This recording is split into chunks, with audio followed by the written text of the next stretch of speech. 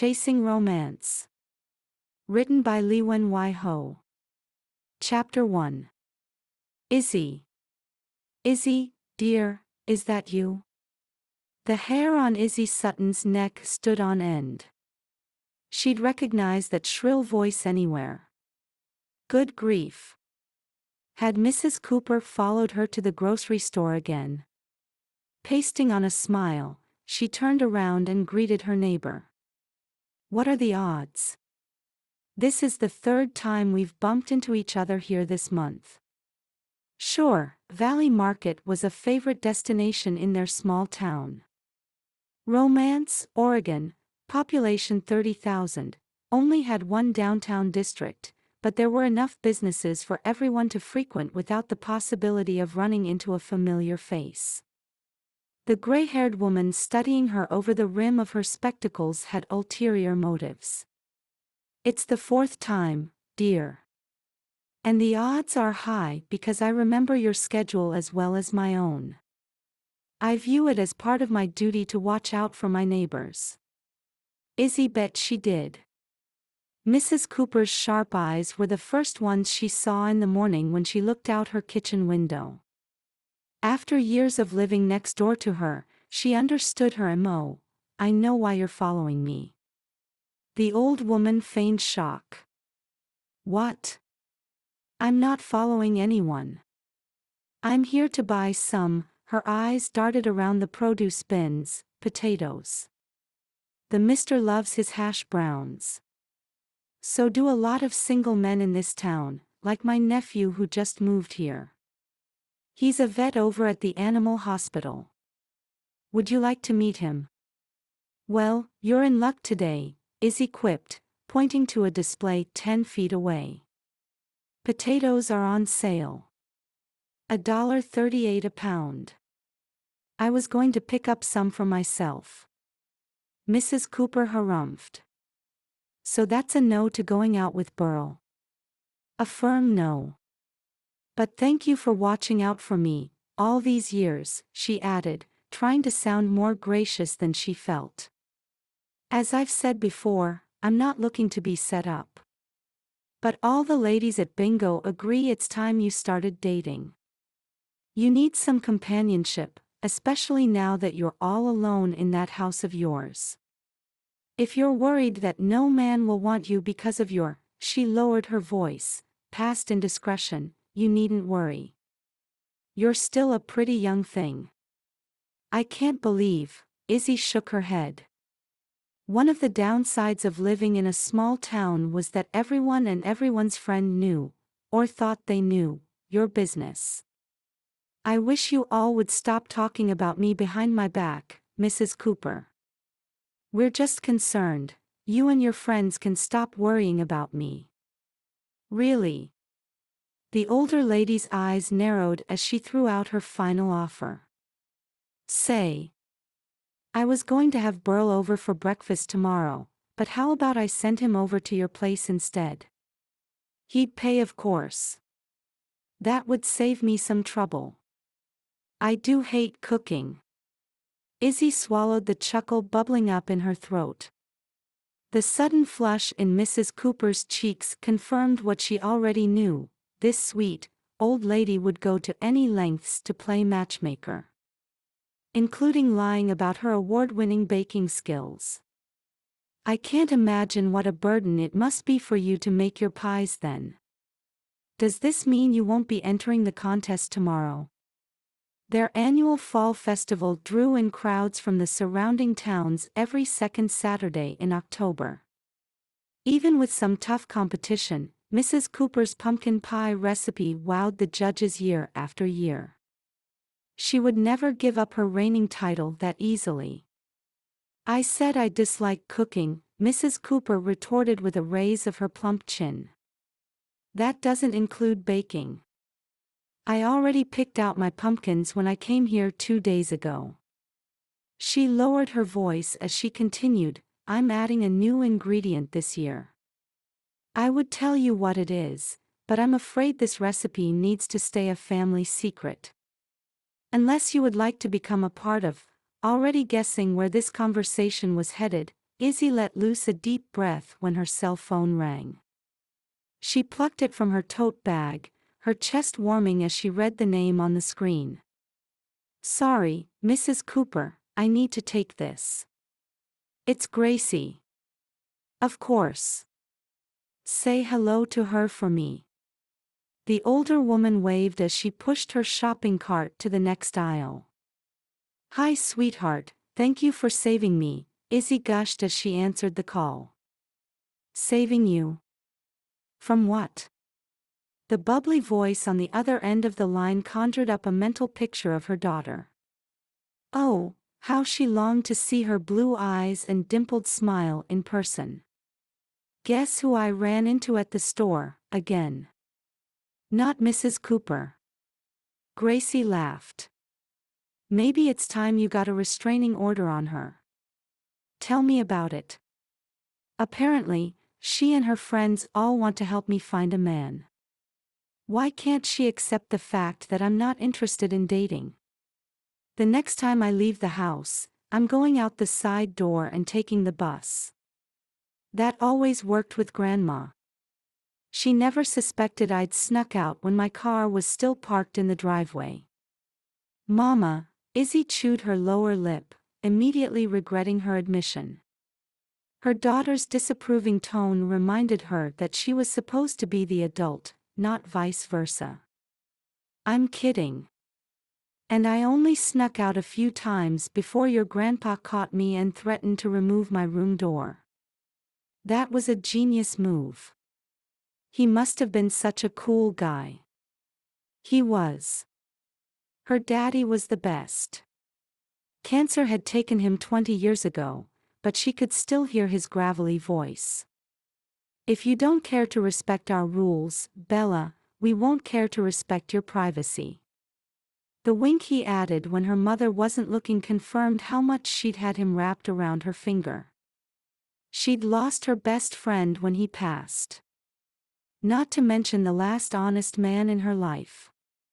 "Hello?" Gracie asked. "Are you there?" "Yes, sorry. How are you? Is everything okay?" "Everything's great. I just had a few minutes in between classes, so I wanted to see how you're doing." How was it possible her daughter was old enough to be a freshman in college? But Izzy was darn proud of that fact. "Thank you for calling. It's so good to hear your voice." "I'm doing fine, just out picking up some fruit and flowers. They have the most amazing floral arrangements today of orange roses, white daisies, and yellow mini carnations the color of your hair. They're almost as beautiful as my baby girl is." "Mama," Gracie drawled, the embarrassment in her tone obvious. "Please don't say that." "Why not? You are beautiful, inside and out." "I meant the baby girl part. I'm 18. That's considered an adult in most, if not all, parts of the world." Izzy scoffed, remembering her own conversations with her mother at that age. She'd been so ready to take on the world, even motherhood. Raising a child alone had been rough, but she never regretted having Gracie. She was the best thing to happen to her. "I love you, baby, you know that, don't you?" Izzy spoke around the lump in her throat. Not being able to see her daughter every day was harder than she expected. "Is there anything you need? Are you and your roommate getting along? If you want me to talk to her about not blasting music late at night, I will." "I'm good," Gracie assured her. She got headphones, so it's not a problem anymore. "But are you okay? You sound like you're crying." "I'm fine," Izzy sniffed as she wiped her eyes. "It's really quiet around the house without you." Even as the owner of the town's newest bed and breakfast, she still felt alone when guests were there. She made it a point to respect people's privacy and to keep her professional and personal lives separate. It was easier this way when it came time to say goodbye. Keeping her head down, she pretended to inspect the apples in the bin next to her. She hoped she wouldn't be running into anyone else today, especially not with tears running down her face. She blotted at her hot cheeks with the sleeve of her sweater. I just miss you. I miss you, too, Mama. Do you want me to come home this weekend? I'll ask around for a ride. No, sweetheart, you need to focus on studying. Don't worry about me. Are you sure? I can come back tonight after my last class and go to the festival with you tomorrow. I'm fine, Gracie, Izzy stated, this time more firmly. At least she would be once she returned home and got her hands on her guitar. If anything could lift her mood, it was music. Taking a deep breath, she straightened her posture. I'm hoping to get some writing done today, so that'll keep me busy. That's great. I still can't believe your song's on the radio. Whenever it comes on, I have to try so hard not to blab to the world that my mama wrote it. Gracie paused as a voice in the background called out her name. Sorry, but I gotta run. The lecture's about to start. Okay. Have a good class. And don't forget to take your vitamins. I will, Mom. Love you. Bye. I love you, too, baby, she managed to answer before the line went silent. Izzy slipped the phone back into her tote. A sense of contentment settled over her as she reflected on the loves of her life. She had her daughter, her music, and her inn. What else could she ask for? Well, another finished song would be great. Her creative juices could be so hit or, a male voice spoke up behind her, finishing her thought. Miss. Excuse me. Miss. When was the last time someone had called her that? Being 36 years old didn't qualify her to order off the senior menu, but she was starting to feel and look her age. Obviously, this person couldn't see the dark circles under her eyes. Turning around, she greeted him with suspicion. Can I help you? At nearly 6 feet tall, he had to arch his back to set his guitar case on the floor. He adjusted the backpack hanging off one shoulder and asked, Are you Izzy Sutton? There was something familiar about the man, or boy, because he couldn't have been more than 21 or 2. His handsome face, partially hidden by shades, was attached to an equally good-looking body. Izzy took in his chestnut brown hair, strong cheekbones and full lips.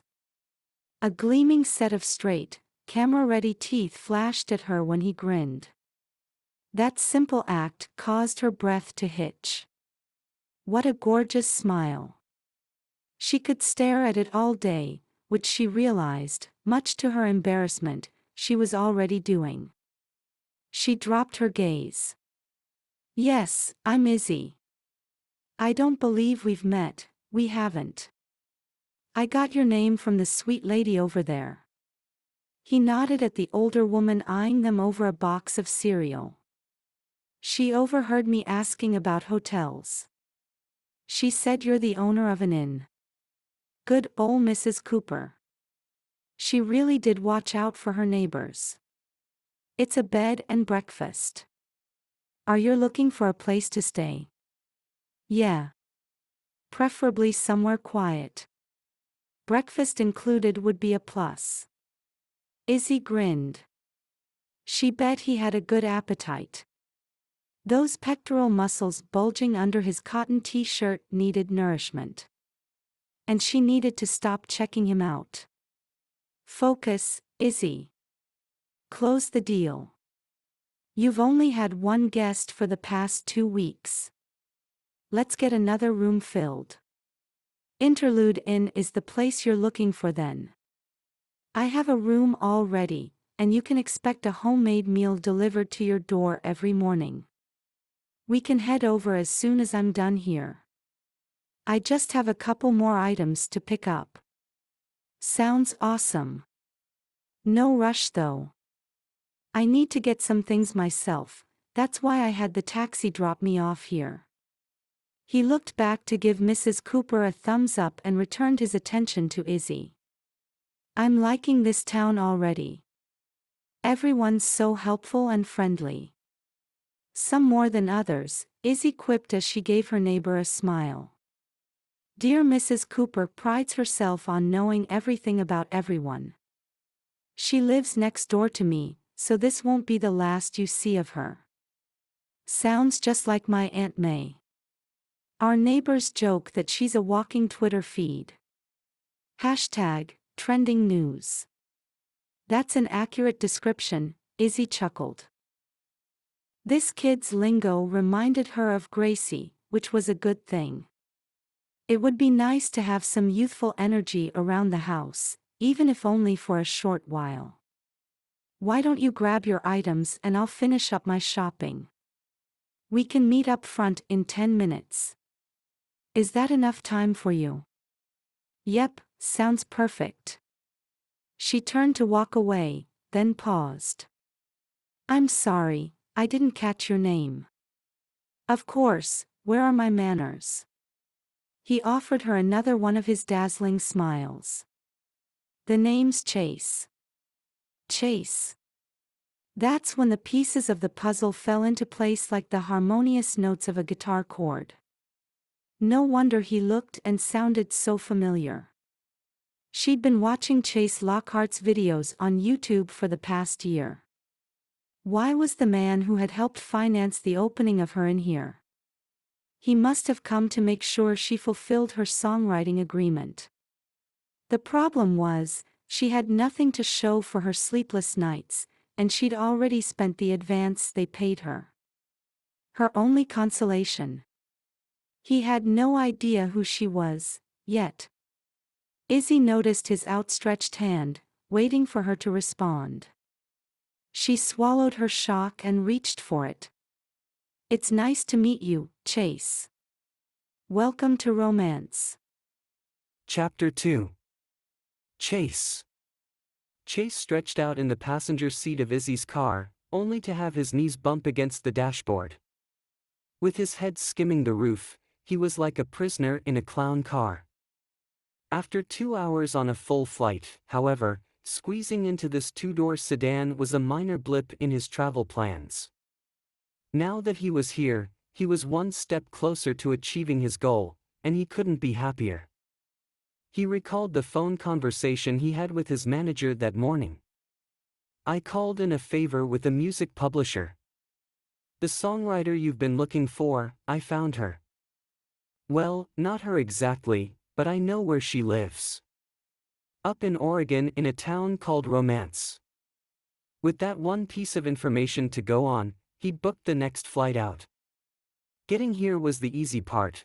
Now he had to find the woman who'd written his hit song and make sure she handed over the rest of her work from the past year. Sorry about the tight squeeze. Izzy glanced over at him as they waited at a red light. You can move the seat back if you like. The lever's on the bottom.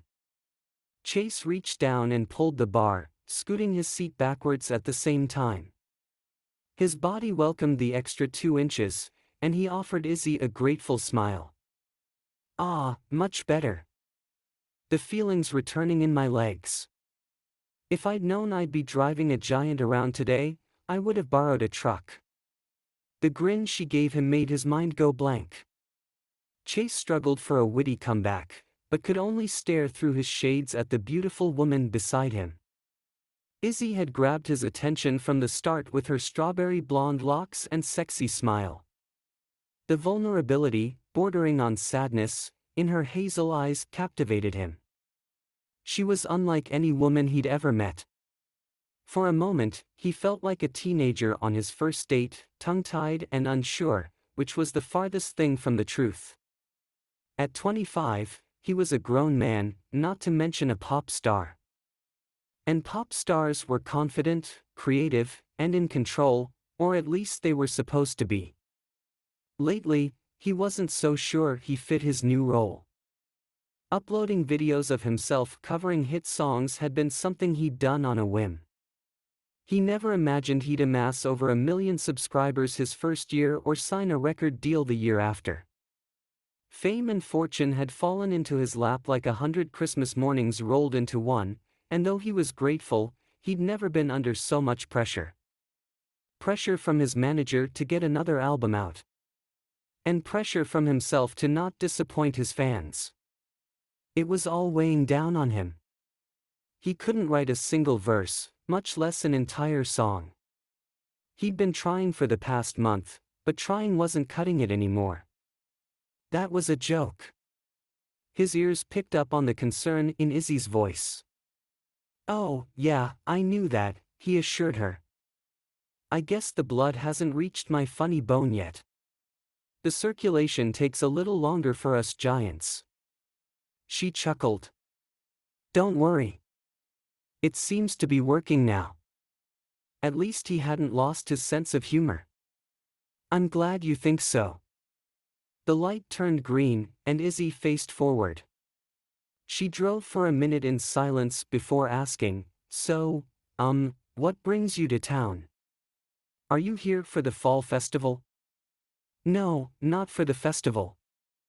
I'm actually here to look for someone." Now that he was saying the words out loud, he had no idea how he was going to locate an anonymous person. The only thing he had to go on was a pen name. "You wouldn't happen to know a Grace Bella, would you?" The car screeched to a stop, nearly hitting the bumper of the van ahead of them. Izzy yelped and threw her right arm in front of Chase, shielding his upper body. "Sorry, I didn't see the stop sign. Are you okay?"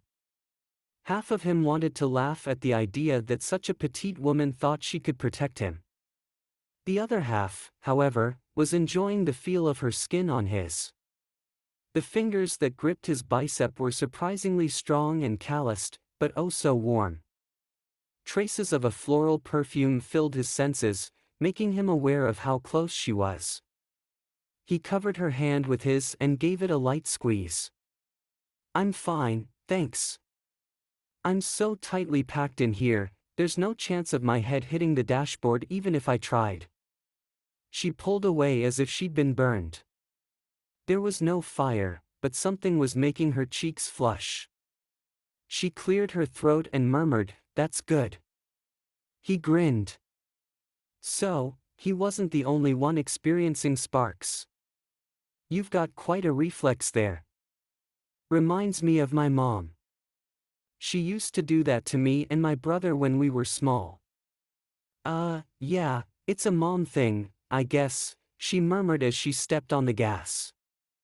"So, I was asking if you know anyone by the name of Grace Bella." "Come again?" "Grace Bella. At least that's what she goes by as a songwriter." "I don't know much about her, except that she lives here in Romance and she wrote a song that's currently number 10 on the Billboard chart. It's called The Best Thing. Have you heard of it?" A few seconds passed as Izzy seemed to ponder his question. She chewed on her lower lip and snuck a look at him. "I think so. The chorus goes, 'It's not lost on me that without the gray there wouldn't be the blue. The love in your eyes keeps pulling me through. And no matter how dark the nights were that brought you here. The best thing to happen to me was you, my dear,'" she finished for him. He straightened in his seat, as much as the tight space allowed. Izzy must be a fan to know the lyrics by heart. Perhaps she knew the songwriter, too. It was a small town, after all. "You know the song. It's on the radio a lot," she nodded, "sometimes playing on 2 stations at once, which is kinda insane." Drawing his brows together, he asked, "Why is that?" "We only have a handful of stations in the area that play top 40 songs. To have 2 playing the same song at the same time says to me you've made it." He assumed her comment was a general one and not directed at him. He could be wrong, but it didn't seem like she recognized him as a singer. The sunglasses probably helped, as well as not revealing his last name. Now that privacy was a rare commodity in his life, he preferred to keep a low profile when possible. So, why are you looking for her? Izzy continued. Does it have something to do with the song she wrote? For sure. It changed my life. She eyed him with a skeptical smile. Changed your life? Isn't that taking it a bit far? It's just a song. It's so much more than that. It's the beauty and power in the song. The notes come together to create the perfect melody. Then there are the lyrics, they're from someplace raw and real. The first time I heard the chorus, it touched me in a way I couldn't explain. I get emotional whenever I hear it. Afraid he'd said too much already, Chase shrugged nonchalantly. I was just hoping to tell her these things in person. I wanted to thank her for writing the song. I also have a favor to ask of her. You came all the way here to thank her. You could have sent her a card or flowers. Maybe even chocolate. I'm sure she'd love chocolate. I mean, who doesn't love chocolate? Those are all great ideas. Although such gifts would never be able to express the fullness of his gratitude. How did you thank someone who changed your life? If I ever get her address, I'll be sure to do that and more. That's right. She wrinkled her nose in chagrin. You don't know where she is, other than the fact that she lives in this town. I guess it was foolish of me to think I could find someone based on a name. I don't even know what she looks like or how old she is. You really don't have much to go on. Chase sighed. He gazed out the window as they drove through the downtown district. They passed a fountain in what appeared to be the town square and many businesses that reminded him of home, including a cafe and a movie theater. The rolling hills in the distance, however, were a new sight to him, as well as the clear, unpolluted sky. If only he could get some clarity about this songwriter. Who else could he ask? Wait, of course. Would your neighbor be able to help me? You said she knows everything about everyone. Mrs. Cooper? Izzy balked. I doubt it. She only listens to the oldies and calls everything else noise. Well, I guess I could walk around town and talk to the store owners. Someone's bound to have heard of her. Izzy made an indiscernible sound as if she didn't know what else to say. They drove out of the downtown area and approached a residential neighborhood. Quaint houses lined the street where a school bus was parked, dropping off children after school. Bright red, orange and gold leaves decked the trees on both sides of the road. Chase marveled at the scene before him. He'd always felt cheated out of the fall season where he lived. The best Southern California offered were steel buildings and smog, not the vibrant foliage of the Pacific Northwest. To be in such a beautiful place as romance woke something up inside him. The first words of a chorus ran through his mind and his fingers itched to strum the accompanying chords on his guitar. He took his cell phone from his jacket pocket and opened the Notes app. Before his inspiration disappeared, he typed in some words and saved the file. It was a small step to writing a full song, but it was still a step. A big grin overtook his face. Perhaps his dry spell was finally over. Chase sensed Izzy's eyes on him. He looked up and realized the car had stopped. Are we here? This is it. You're home away from home. They were parked in front of a blue two-story house, the vibrant shade matching the cloudless sky above it. It was the only one of its color on the block. A newly painted white fence surrounded the home and a small front yard. At one end of the lawn stood a large maple tree, its leaves bold and colorful. A sign that read Interlude in hung from a wooden post on the porch. Wow, he breathed in awe. This place is like a haven, a musical one. It's perfect. It really was. especially the treble clef that had been transformed into the letter I in the word interlude. This bed and breakfast was the resting stop he needed to finish his next album. Izzy smiled. A musical haven. I like that. Would you mind if I put it in the inn's brochure? Be my guest. He opened the car door, ready to step out when Izzy stopped him with a question. Hey, Chase? Yeah? I hope you don't mind me asking. What was the favor you wanted to ask Grace Bella for, assuming you find her? Funny she brought that up. Because all the plans he'd had to locate the elusive songwriter disappeared. He had other priorities now. He turned to Izzy with a firm shake of his head. Actually, I'm good. I don't need her anymore. Chapter 3. Izzy. What a relief, Izzy mumbled under her breath. For some reason, Chase had changed his mind yesterday. He wasn't looking for her anymore. Which meant she had more time to produce some quality songs. If only she had some real-life inspiration to go on. How could she write songs about romance when she had never experienced it herself?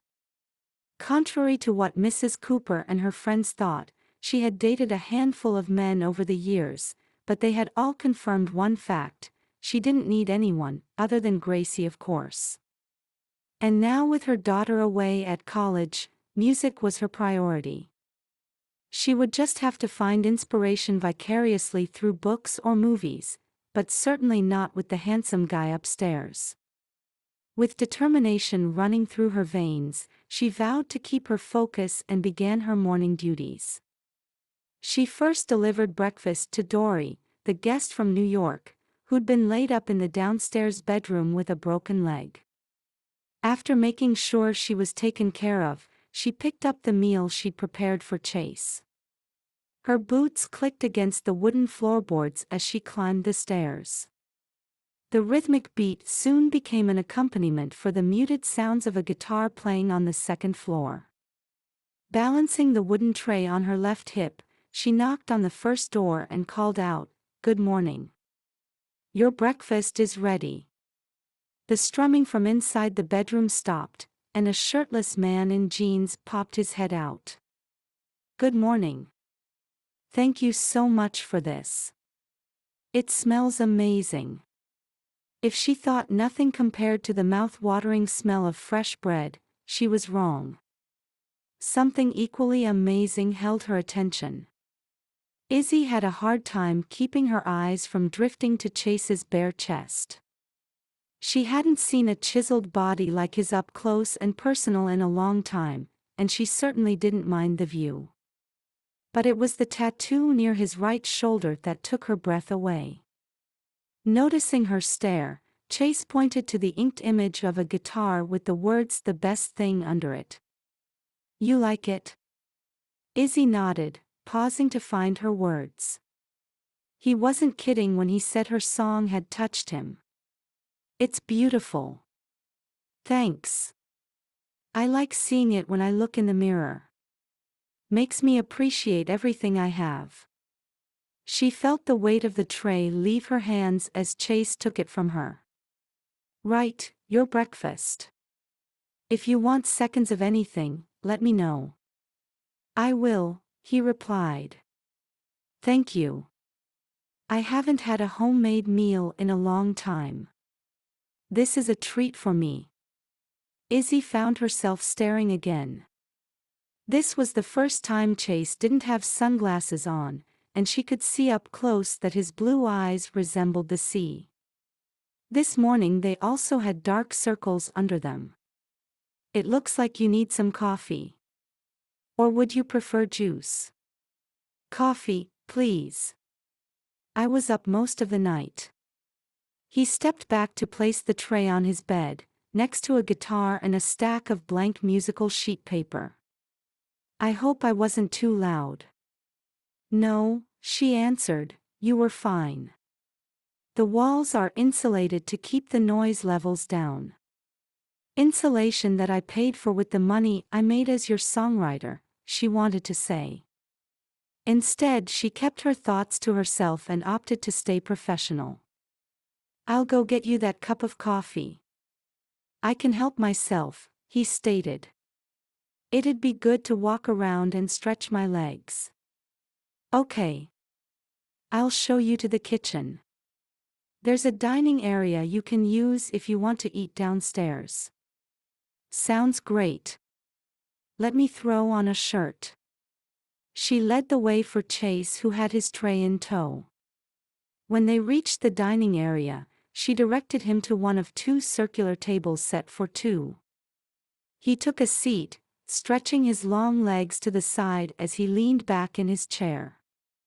The blue gingham tablecloth looked like an extension of his navy shirt. Izzy brought the coffee pot over, along with a mug, and poured him a cup. "Would you like any cream or sugar, Mr. Lockhart?" Chase's eyes widened for a second before he answered. "No thanks, I take my coffee black."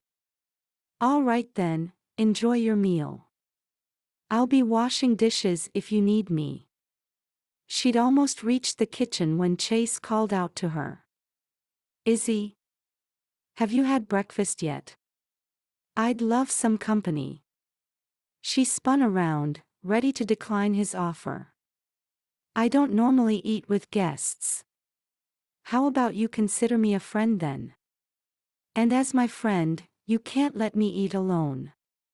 He flashed her his TV smile, part innocent, part playful, and completely charming. Izzy's resolve softened like butter on a hot griddle.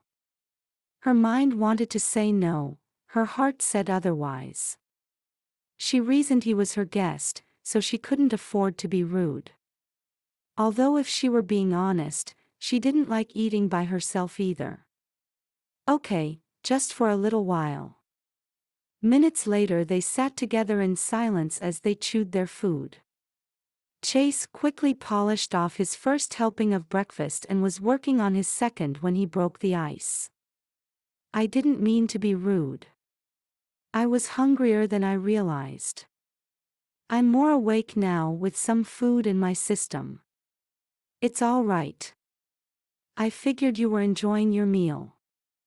Izzy sipped her orange juice, suddenly feeling self-conscious with Chase's eyes on her. Did you sleep well? I know it takes me a few days to adjust to a new place." "It was fine. I'm used to sleeping in hotels. My work keeps me on the road a lot." Nodding, Izzy took a bite of her bread to keep her mouth busy. Never in a million years did she imagine she'd be eating with Chase Lockhart, the singer who imbued her song with a vulnerability and passion that moved her to tears. She felt a bit starstruck, as well as inadequate. She had no idea what to talk about. Her life seemed so unglamorous and boring compared to his. "So, how long have you had this in?" She quickly swallowed. "About 3 months now, but I've been wanting to open one for as long as I can remember. My parents took me on a road trip to California when I was small and we stayed at a bed and breakfast in Napa. It was so charming and comfortable. That's what I want to offer my guests here." "And you do," Chase affirmed. "Nothing says comfort more than bacon. This breakfast is the best I've had in a long time." His compliment heated her cheeks. "I'm glad you like it. I really like the musical aspect of this place. The name and the decor, it's all very cool, especially the piano rug in my room. I take it you're a big music fan." She smiled, remembering how much fun she'd had decorating the bedrooms and common areas. It was a bonus that a professional artist appreciated her efforts. "My dad played in a band when he was young. I grew up listening to everything from jazz to rock to classical. Adding the musical touches was my way of keeping him around. He passed away when I was in high school." "I'm sorry to hear that." I'm sure he would have been proud of you. Thanks. I'd like to think so.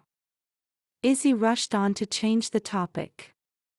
She wasn't used to sharing so much, especially not with a stranger. So, do you have any plans for today? Not really, besides catching up on sleep. How about you?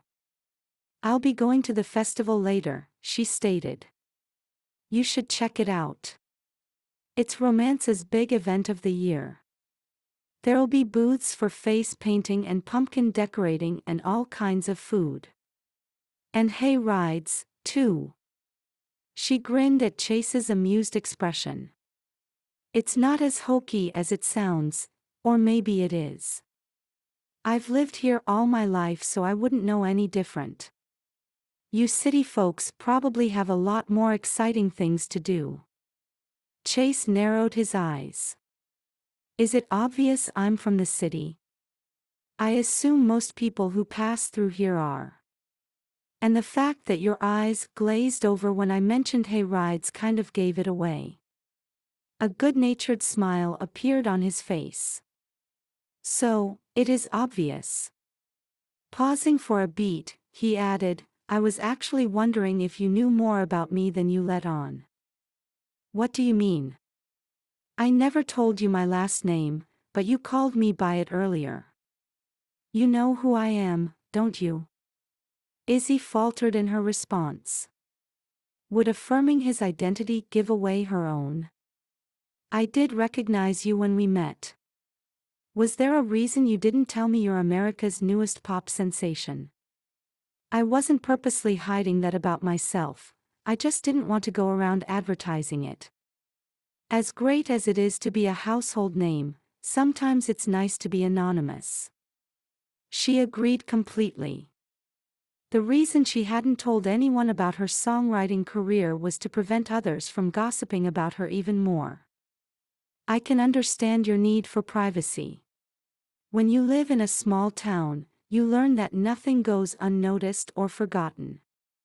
Things you did, mistakes you made even years ago, people still remember and talk about them. It takes a good long while to change your story in their minds. Sounds like you know this from experience. Why was she sharing so much with him again? Maybe it was the genuine interest in his eyes. Or the fact that he sung her story as if it were his own. She felt like he understood her. The thought made her uncomfortable and safe at the same time. You could say that. He nodded as if contemplating whether to push her for more information or not. Is this included in the new story you want to write for yourself? Yes, partly. There are still a lot of blank pages to fill. It usually takes 3 years for a business to get off the ground. I'm just starting out. I get that, he said. It took me over 4 years to be where I'm at. I know. I've been following you online since you uploaded your first cover song. It's amazing to see how far you've come. You've made it. Your song's on the radio, sometimes on 2 stations at once, remember? It still blows my mind, he grinned. But the work doesn't really stop. There's always more to aim for, more things to improve on. That's what I'm doing right now, working on a new album. An album she was supposed to be contributing to. She tried to keep her tone casual as she asked, how's it coming along? Okay. A bit slower than I'd like, but coming here has helped. There's something about this place that inspires me. She nodded. She had first-hand experience with that. I always thought so. You feel it, too, don't you? I definitely feel something, he stated. Her cheeks warmed. Was he flirting with her? She stared down at her plate, which unfortunately didn't look nearly as amazing as the sparkle in Chase's blue eyes. This bacon is good, she spoke up, trying to fill the silence. I'll have to buy this brand next time. Hey, Izzy, can I ask you something? There was that gorgeous smile again flashing her way. Yes. Would you like to have dinner with me tonight? I'm sorry, what? Dinner, you and me, tonight. I'd love to take you out. Stand your ground, Izzy, she told herself. Say no. I don't think so. No as in not tonight. How about tomorrow? No as in never, she answered. Her answer sounded ruder than she intended. I mean, no, thank you. Can I ask why not? She looked at him with wide eyes, then gathered her plate and cup. I just can't. Now if you'll excuse me, I need to get ready for the festival. Chase sat speechless as she walked away. Izzy set her dishes in the sink and leaned against the counter. What just happened? Did Chase Lockhart really ask her on a date? And had she considered saying yes? She'd entertained the notion for half a second before her brain knocked some sense into her. Her heart had been bruised enough already. She didn't need to go looking for more hurt, especially not from a pop star 11 years her junior. Not to mention, a man who'd made it clear he no longer needed her. Closing her eyes, she basked in the sunlight streaming through the bay window. She slowly breathed in and out, allowing the warm rays to relax her. She had to get out of the house. A few hours at the festival would be a welcome distraction from the tall and handsome man in the next room. Wait, make that this room. She heard him approach and clear his throat. I shouldn't have assumed you were single. Someone as beautiful and accomplished as you are probably has guys lined up out the door. That's why you won't go out with me, isn't it? You already have someone special in your life. Chase's words gave Izzy a confidence boost, but the disappointment coating them tugged at her heart. She thought about correcting his assumption, but it was better this way. Why not agree with him and put the dating issue to rest? She turned around, a tight smile on her lips. Yes, I do. That's too bad. She nodded, hoping her face didn't betray her lie. I appreciate the offer though. Well, he's a lucky guy, whoever he is. She noticed the empty dishes in his hands and offered to take them. Did you have enough to eat? Oh yeah, more than enough. His voice trailed off as he raised his gaze to the window. Is someone waving at us? Izzy glanced over her shoulder at the woman watching them from next door. It's our neighborhood welcoming committee. And what a warm welcome she gives.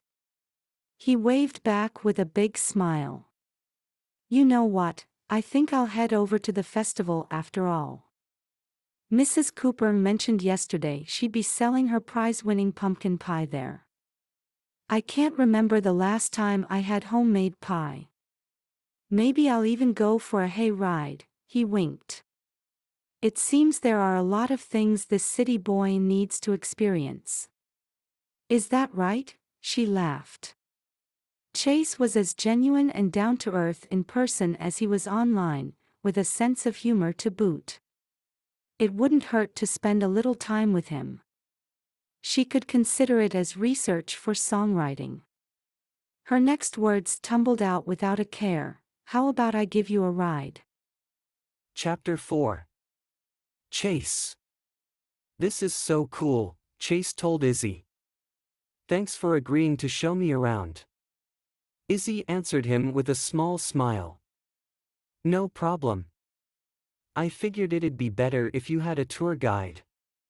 What do you want to check out first? Food or activities? Chase lowered his sunglasses as he took in the view around him. The town square had undergone a complete transformation since they'd driven past it the day before. One of the streets had been blocked off to allow for a variety of booths to be set up along the sidewalk. People, young and old, were milling around, chatting and eating as they walked. The atmosphere was relaxed and comfortable, much like the cool and crisp weather. It was a great day for exploring, and there was no one else he'd rather see the festival with than Izzy. Sure, she'd turned down his invitation to dinner, but the fact that she was here with him, and not her special someone, proved he still had a chance. And he was going to take advantage of every minute he had to win her over. Definitely food, Chase grinned. Eat first, play later. I should have known. How about we make our way through all the food booths and try a little of each? Sounds awesome. Chase followed Izzy as she walked over to a wooden booth with a sign that read hot apple cider.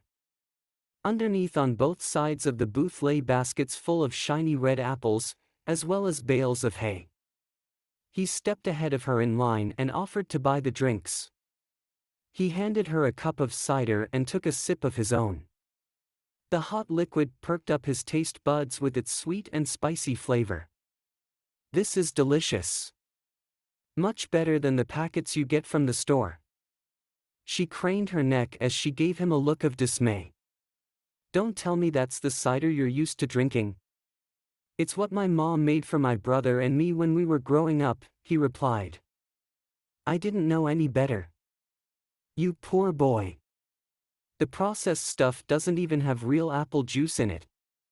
It's just sugar with artificial flavors added to it. Now that you've tasted this, there's no going back. She was right, he was at a point of no return. But he wasn't thinking about cider. Spending time with Izzy was showing him that this woman with the giddy smile was the real deal. All the other girls he'd dated, especially the celebrities who'd thrown themselves at him the past year, couldn't compare. Izzy was something else. Beautiful, grounded, and confident. And she made a simple pair of jeans look amazing. There was a maturity to her that he hadn't found in anyone else. She also had a playfulness about her that he adored. You're right, he chimed in, there is no going back. I might just have to start making my own cider and buying some of these cinnamon sticks to go with it. He held up the brown rolled-up stick that came with his drink. Can you eat these things? Or are they just for decoration? They are edible and may actually be good for arthritis. Not that you need to worry about that at your age. At my age? You mean our age, he insisted with a chuckle. You're not old enough to be talking about arthritis either. She gave him a look that seemed to imply he was missing the punchline to a joke. Time moves faster the older you get. One day every muscle and bone in your body works the way it's supposed to, the next day not so much. You'll understand one day. She was complaining like his Aunt May, who was in her late 50s. He didn't know how old Izzy was, and he knew better than to ask, but she couldn't be more than 30. Age is just a number, he stated. In my opinion, if you think young, you stay young. That's easy for you to say, she remarked with a good-natured smile. She gestured for him to follow. Come on, there's plenty of other food to try. They walked past several booths selling arts and crafts, including one for blown glass pumpkins. The glossy, amber products on display shone in the midday sun. Farther along the road they came to another food booth, this time for German sausages. A smoky and spicy aroma filled the air, mixed with the cloying smell of dessert foods. The booth after offered donuts, the one adjacent to that, caramel apples. At the end of the street, they reached a grassy field lined with benches. They took a seat and watched the festivities from there. Chase was stuffed. He took a final bite of his apple and swallowed the sticky goodness. With a satisfied grin, he declared, that was epic. I've never had so much good food at once. Sweet, savory, fried, dipped, it was like a four-part harmony. A 4-part stomachache is more like it.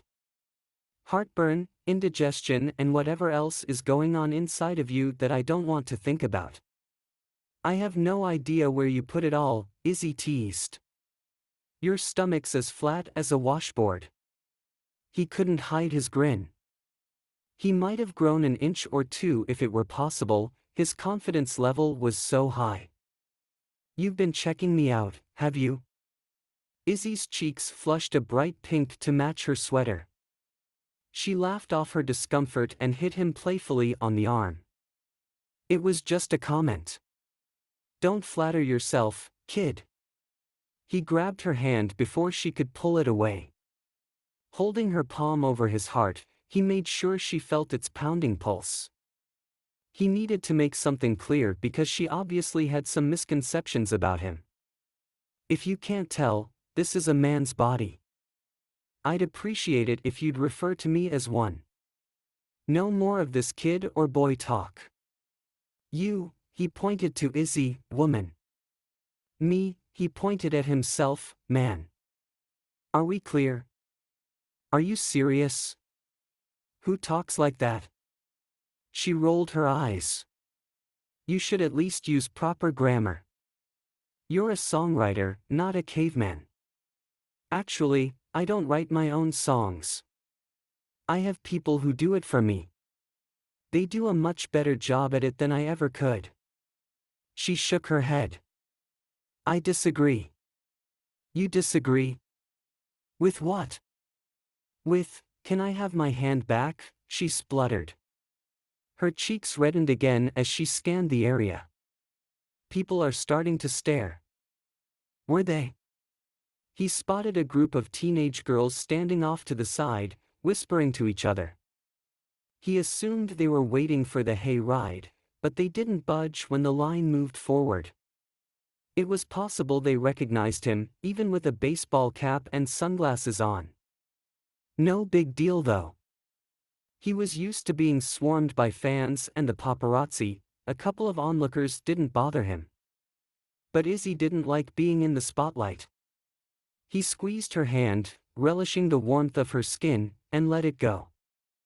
There you are. Thank you. You were saying, he resumed their conversation, you disagreed? Crossing her arms as if to guard herself against him, she gave a firm nod. You are definitely a songwriter. Your early stuff was phenomenal. You wrote all the songs on your first EP. I remember listening to it in my car and just bawling. I ran a red light because I was crying so hard. Don't take this the wrong way, but that may have had more to do with your driving than my songs, he teased. I seem to remember you almost missing a stop sign yesterday. If anyone's to blame, she scoffed, it's you. You were the common denominator in both of those situations. He couldn't have set up the situation better if he tried. She just tipped the odds in his favor, whether she realized it or not.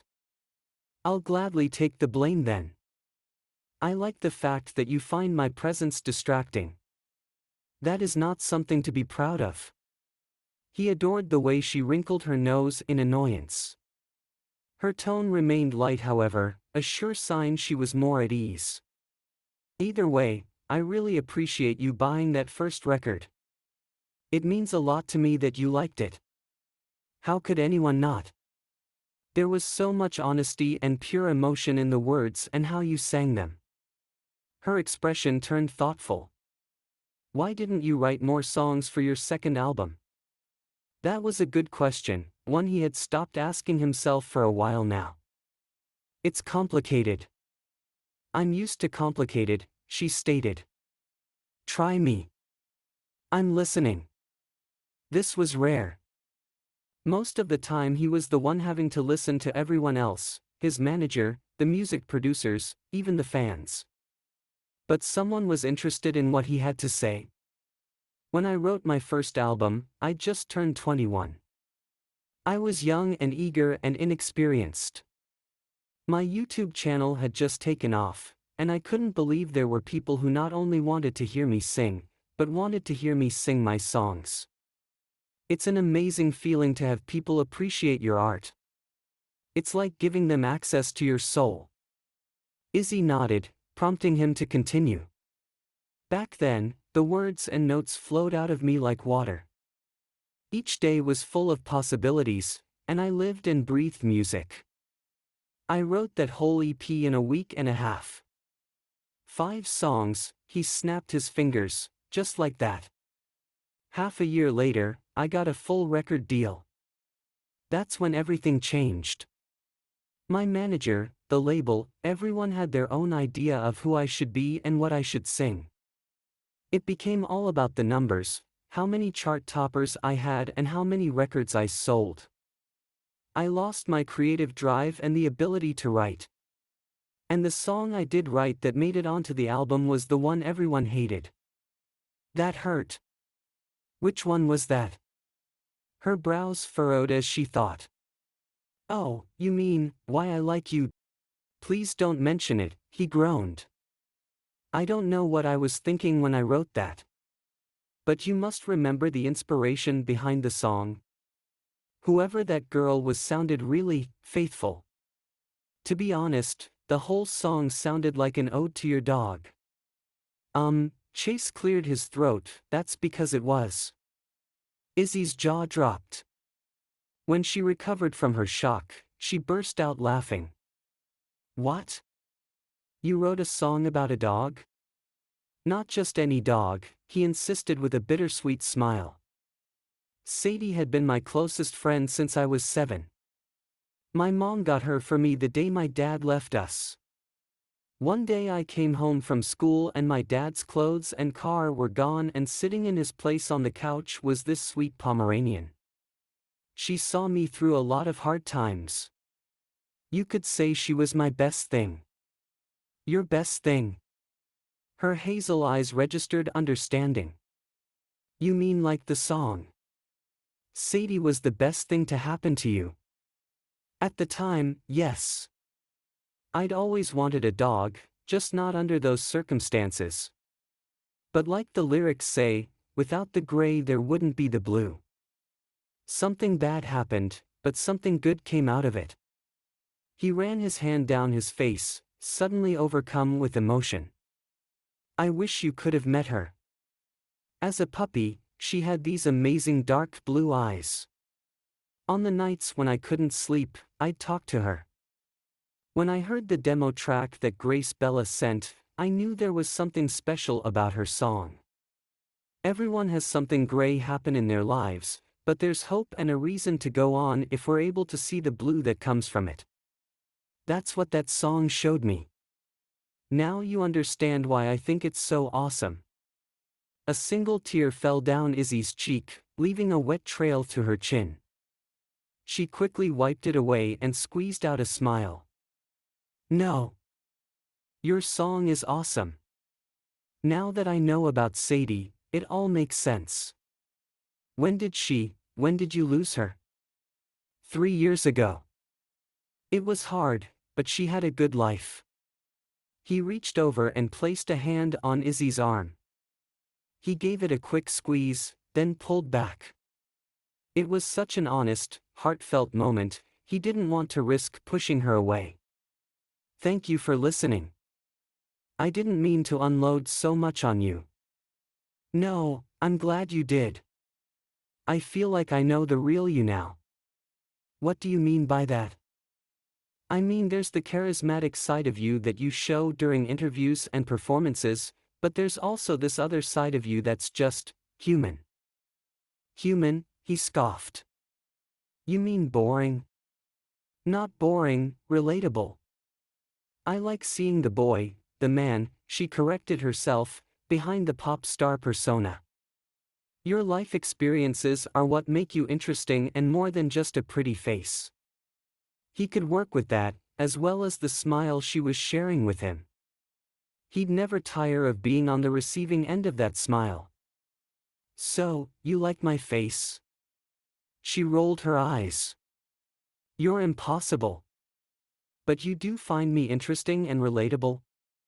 Yes, except for your appetite, she drawled. That, I will never be able to relate to. Speaking of, are you ready for more food?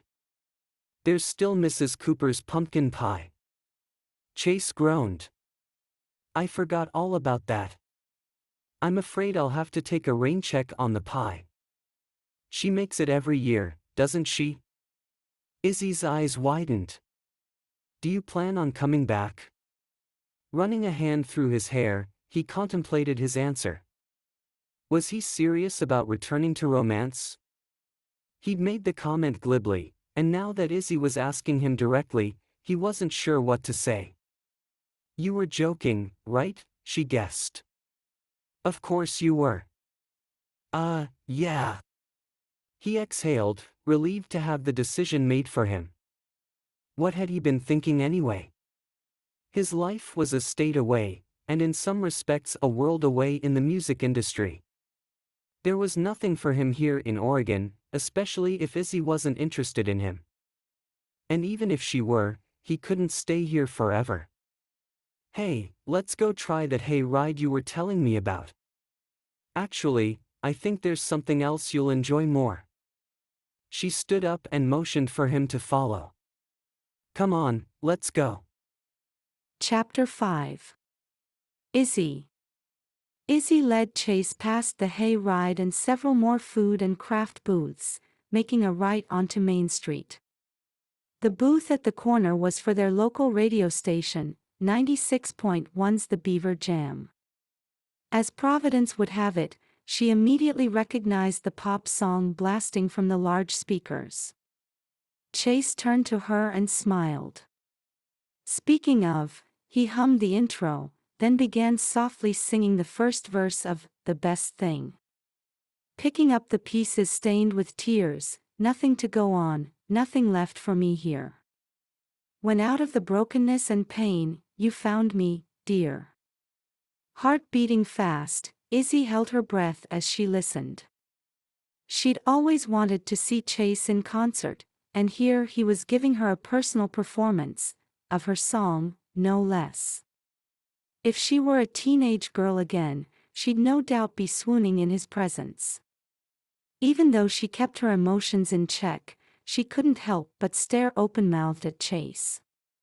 His voice, raspy with yearning, had her hanging on to every single lyric. Hearing him sing online or on the radio always left her teary-eyed, but now that she knew the story behind why he'd chosen her song, she was overcome with emotion. Sorrow for the little boy who had grown up without a father. Tenderness toward the man who'd loved and lost his dog. But most of all, fear for herself. She was falling for Chase, and falling hard. Despite their age difference, they shared a connection. The physical attraction was undeniable, but there was more than that. She'd only met this man, but she understood him. And perhaps he understood her. This song gets me every time, too. Chase had slowed his steps and stopped singing. He held her stare, concern darkening his blue eyes. Are you okay? Izzy swallowed past the lump in her throat. Before she could respond, Chase reached over and wiped away a tear on her cheek. The pad of his thumb lingered, leaving a warm trail on her skin. They had stopped walking by then, and for a minute the sounds and scents of the festival seemed to fade away. There was only her and Chase, with his gaze lingering on her lips. Was he going to kiss her? Izzy, woof. Woof, woof. A low growl raised both of their heads, interrupting their intimate exchange. Chase dropped his hand into his jean pocket and cleared his throat. He turned in the direction of the incessant barking. Is that a dog? Nodding in relief, Izzy answered, Yeah, that's actually where we're headed. It's right over there. They walked up to a large white tent set up on a grassy field. A sign hanging overhead read Finding Forever Animal Shelter. The rectangular covering provided shade for about 24 animals in kennels of various sizes. Nearby the tent was a parking lot with a corral for horses. The area smelled like a farm or a petting zoo. Along with several breeds of dogs, there were also cats, small rodents, and even a few pot-bellied pigs. "What is this?" Chase asked. "It looks like a place for lost animals." "That's exactly what it is. One of the main reasons we have this festival is to help raise funds for the town's animal shelter." He raised his brows. "I've never seen a pig at the shelter back home. This is amazing. It's pretty cool. I love coming here to see all the animals. I thought since you're a dog lover, you'd like it, too." "I do, thanks." The billboard smile he flashed her way made her stomach drop. It was a good thing there were all these cute creatures around because she needed to be distracted by something other than Chase. She couldn't believe he'd almost kissed her, or the fact that she'd wanted him to. Amid the chatter of the animals, a lone bark caught her attention. It was the dog they'd heard earlier. She walked over to one of the closest kennels where a black Labrador had his nose pressed against the wire door. "Hey sweetie, what's your name?" Whining, the dog scratched the crate with his front paws. His movements grew more frenzied by the second. Izzy knelt and placed one hand against his nose. "You want to come out, don't you?"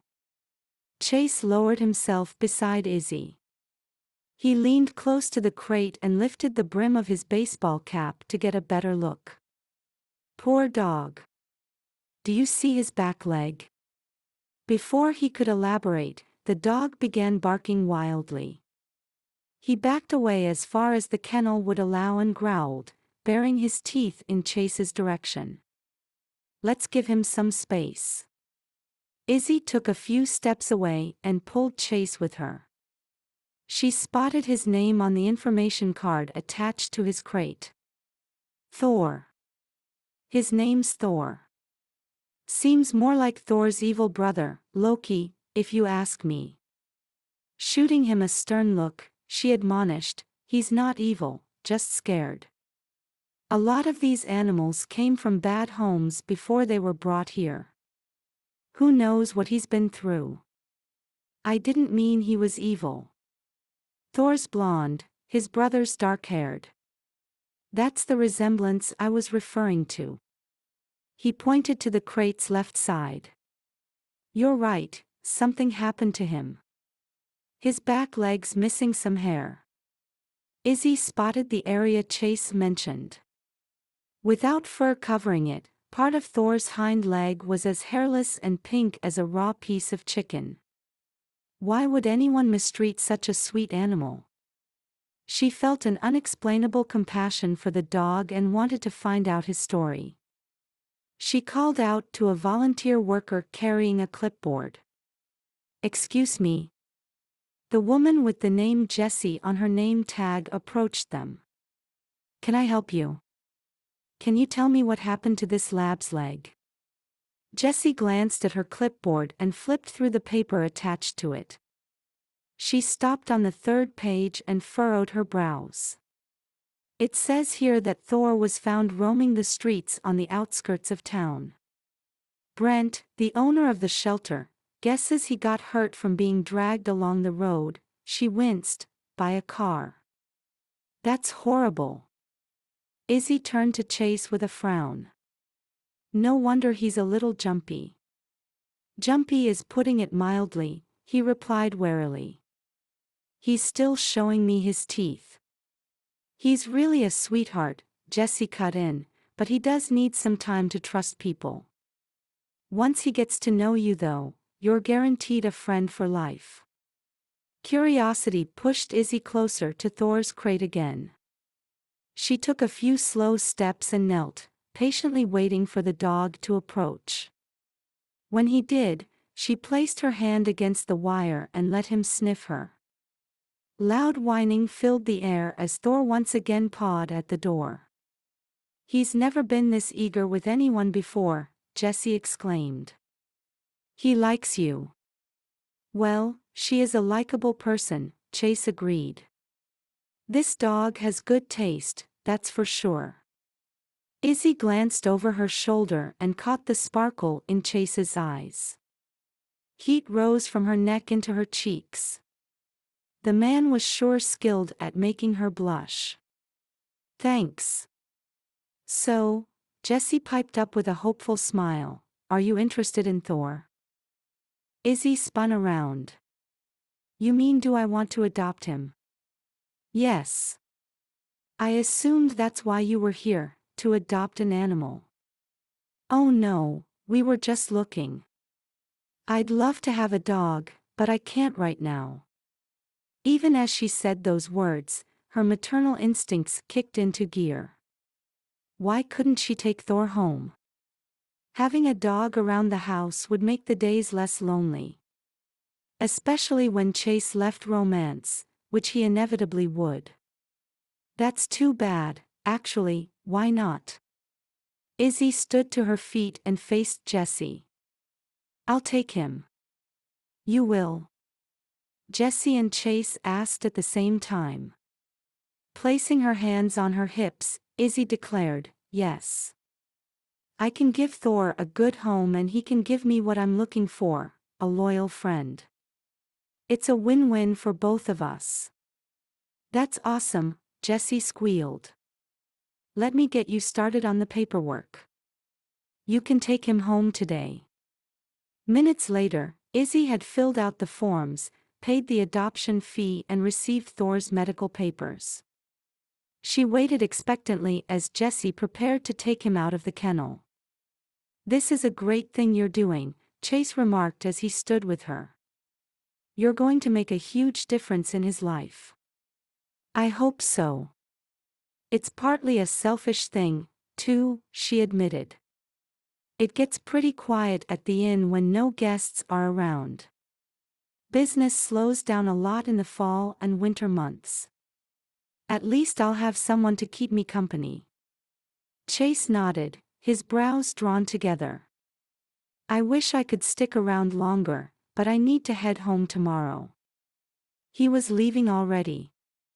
She tried to hide the disappointment in her voice. Of course.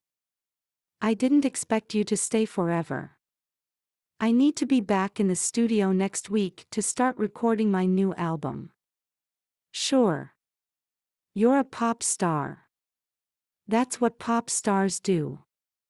And she was a single mom who owned a bed and breakfast, and now a dog. Jessie walked toward them with Thor on a leash. The dog peered up at them, his ears cocked in curiosity. His brown eyes flitted back and forth from Izzy to Chase, giving them a thorough once-over. Izzy took hold of the leash with one hand and allowed Thor to sniff her other. Hi, Thor. I'm Izzy. You'll be coming home with me. Thanks so much for adopting him, Jessie gushed before she left them. Thor licked Izzy's hand and happily wagged his tail. She took that as a good sign that he felt safe with her. They were going to get along just fine. Hi, boy. At the sound of Chase's voice, however, Thor began growling and barking. He shrank back and hid behind Izzy's legs. Thor, it's okay. This is Chase. He's a friend. Hey buddy, Chase tried again, I won't hurt you. The barking continued. No amount of consoling would calm Thor. Only when Izzy took a few steps away from Chase, did he finally quiet down. How strange. I don't know what it is. Maybe you remind him of someone he doesn't like. Chase held up his hands in a gesture of peace that seemed to rile up the dog even more. He stuffed his hands in his pockets and backed up. That's for sure. You know what, you take care of the dog. I'll catch a taxi back to the inn. You sure? She called out to his back. No worries, he answered over his shoulder. I'll see you later. Izzy watched Chase walk away, her heart conflicted. It was better this way though. She'd gotten too attached to him already. Chapter 6. Chase. He'd been upstaged by a dog. Chase sighed and continued strumming the same 3 chords on his guitar. Ever since his return from the festival several hours ago, he'd been holed up in his room at the inn, trying to stay out of Thor's way. Which also meant he wasn't able to spend time with Izzy like he'd hoped. The fading sunlight outside his window reminded him he only had half a day left in romance. Any chances of getting to know Izzy better were slipping away. The quaint room he was in gave him some clues as to her interests. A set of musical note pillar candles next to a current copy of 1859 Oregon's magazine pointed to her love of music and her state.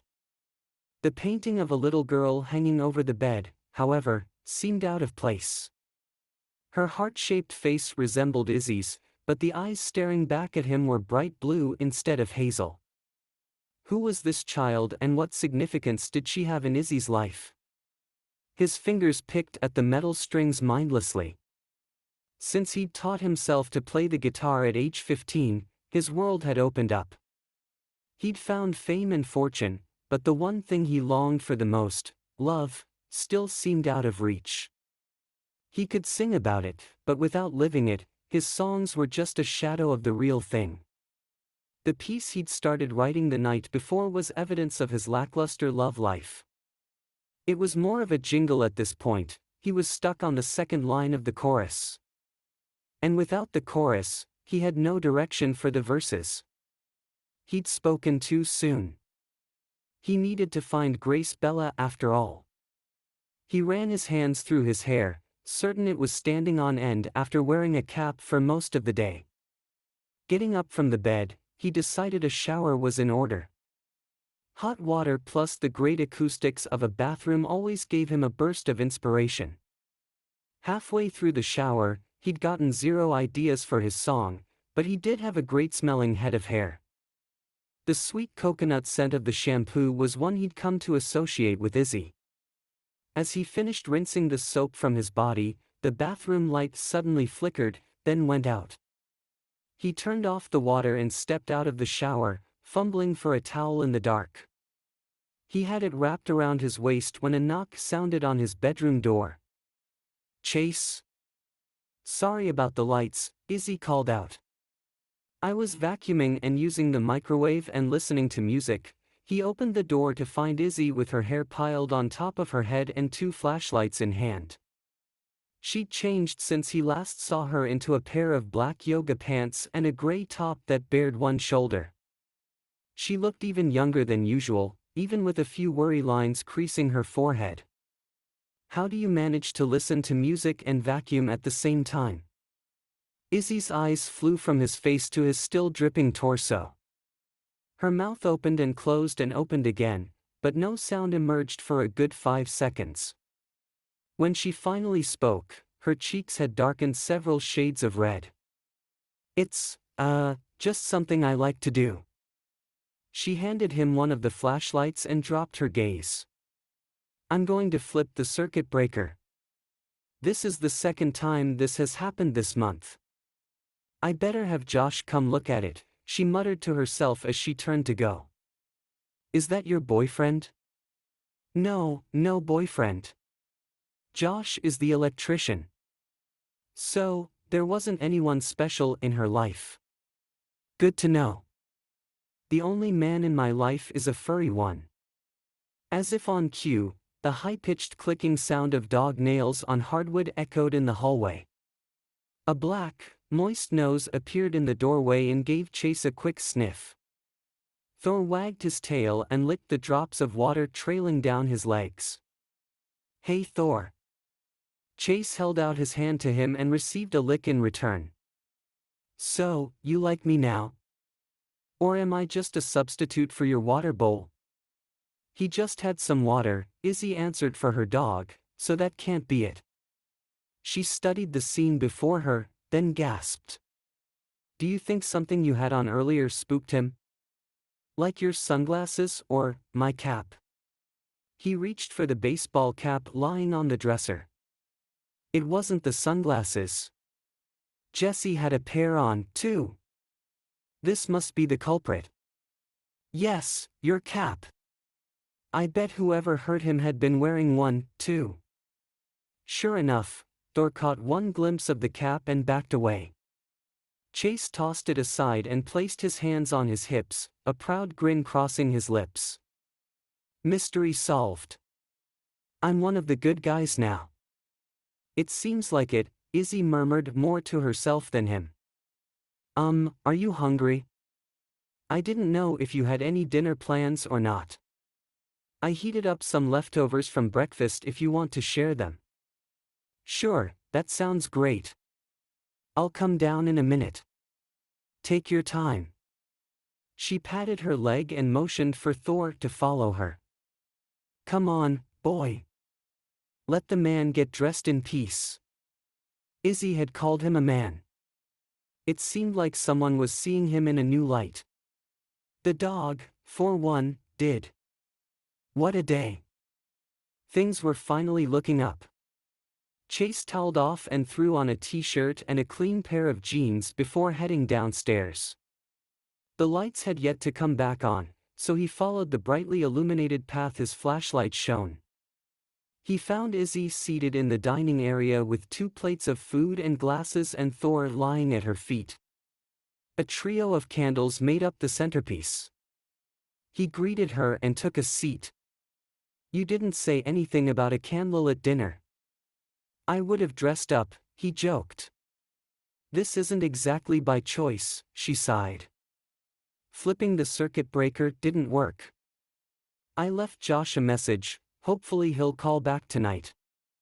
In the meantime, I'm afraid we're going to have to do things the old-fashioned way. That's fine with me. It's more romantic this way. Humph. The flickering light hid Izzy's entire expression, but her tone revealed her disapproval. You don't agree? Let's just eat, she insisted, picking up her fork. Sure. I'm starving. When aren't you hungry? She chuckled. I guess it's true what they say, guys don't stop growing until well into adulthood. You're lucky you have such a good metabolism.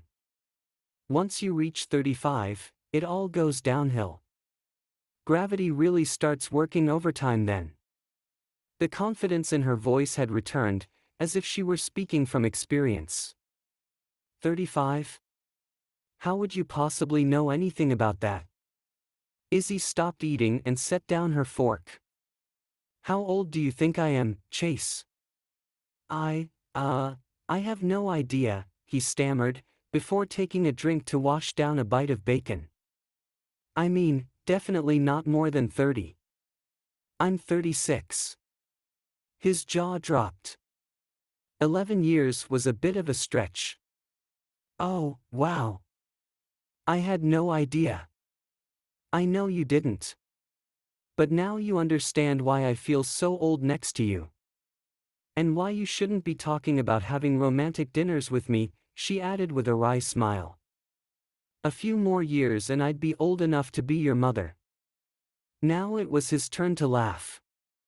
You are nowhere close to that. My mom's 52. The only thing you have in common with her is your strength, he smirked, not to mention your stubbornness. Oh, and the fact that you're both left-handed.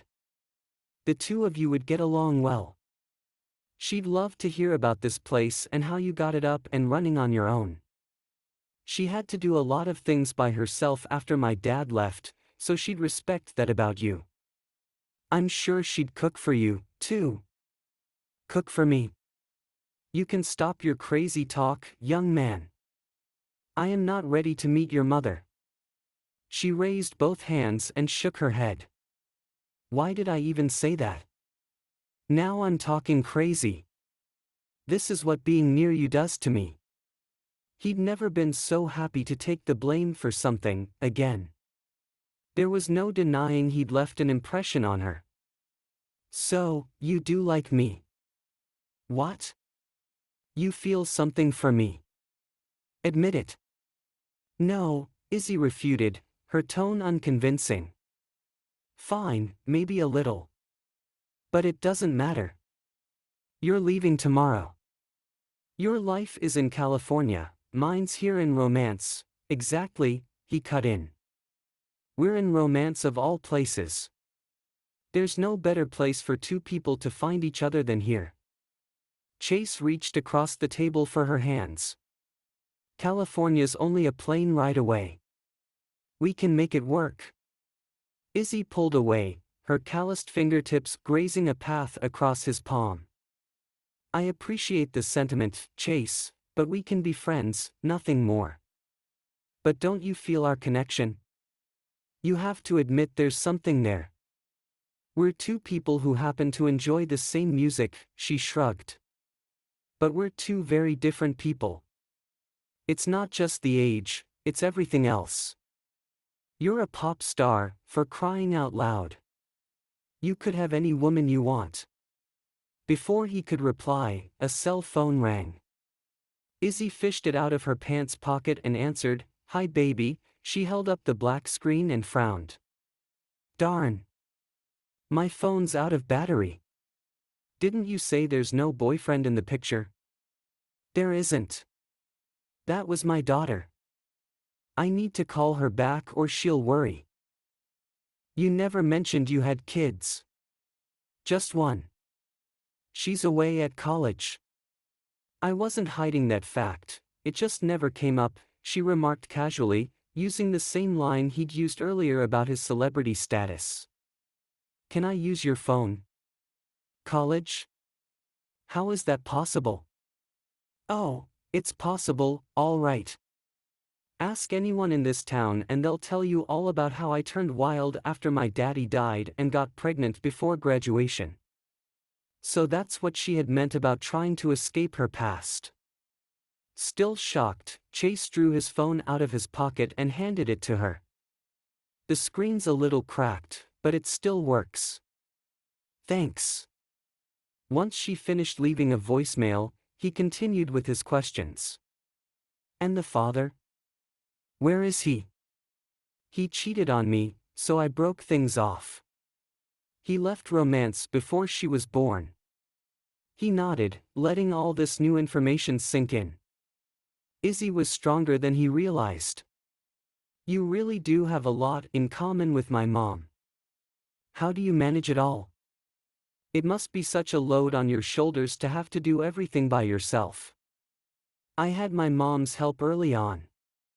I worked odd jobs and saved up money over the years. We got by. And now you have to pay for tuition. I know what that's like. I'm helping to support my brother through school. I'm happy to pay for it. I never got the chance to go, so I'm glad my daughter gets to have the experience. I have some money coming in from a freelance gig that helps cover some of the expenses. You're amazing, Izzy. He shook his head in appreciation.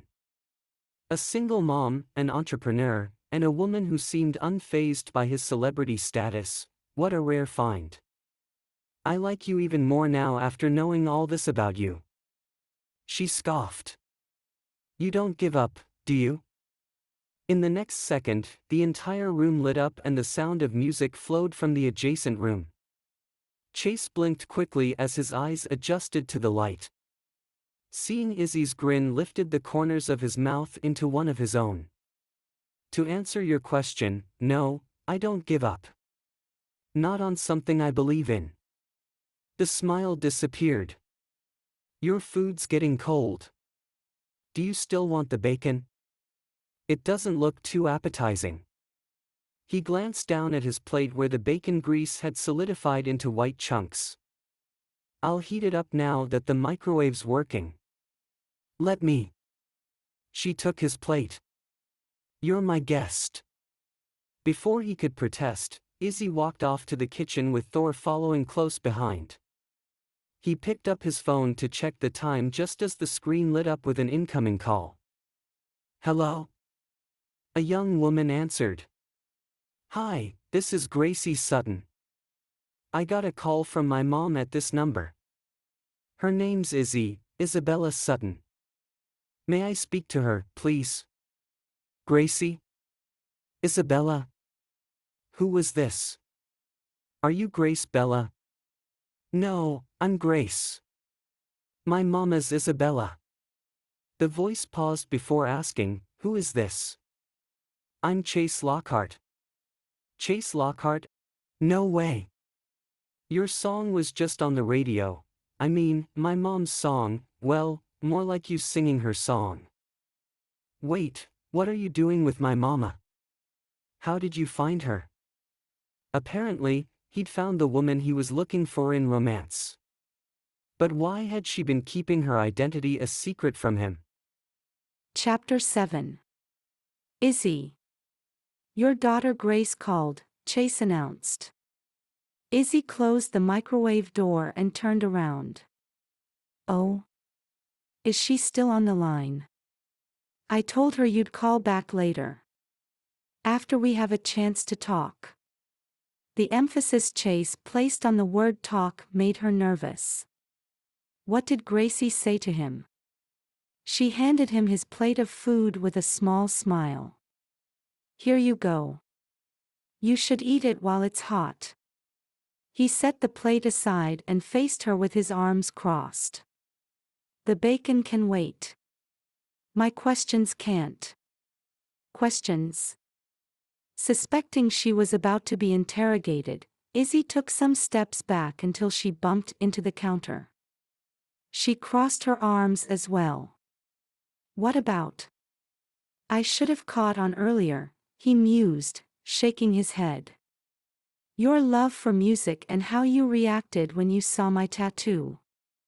And the calluses, you play the guitar, don't you? She nodded, certain of where this conversation was headed. You figured out who I am. Why didn't you tell me you're Grace Bella?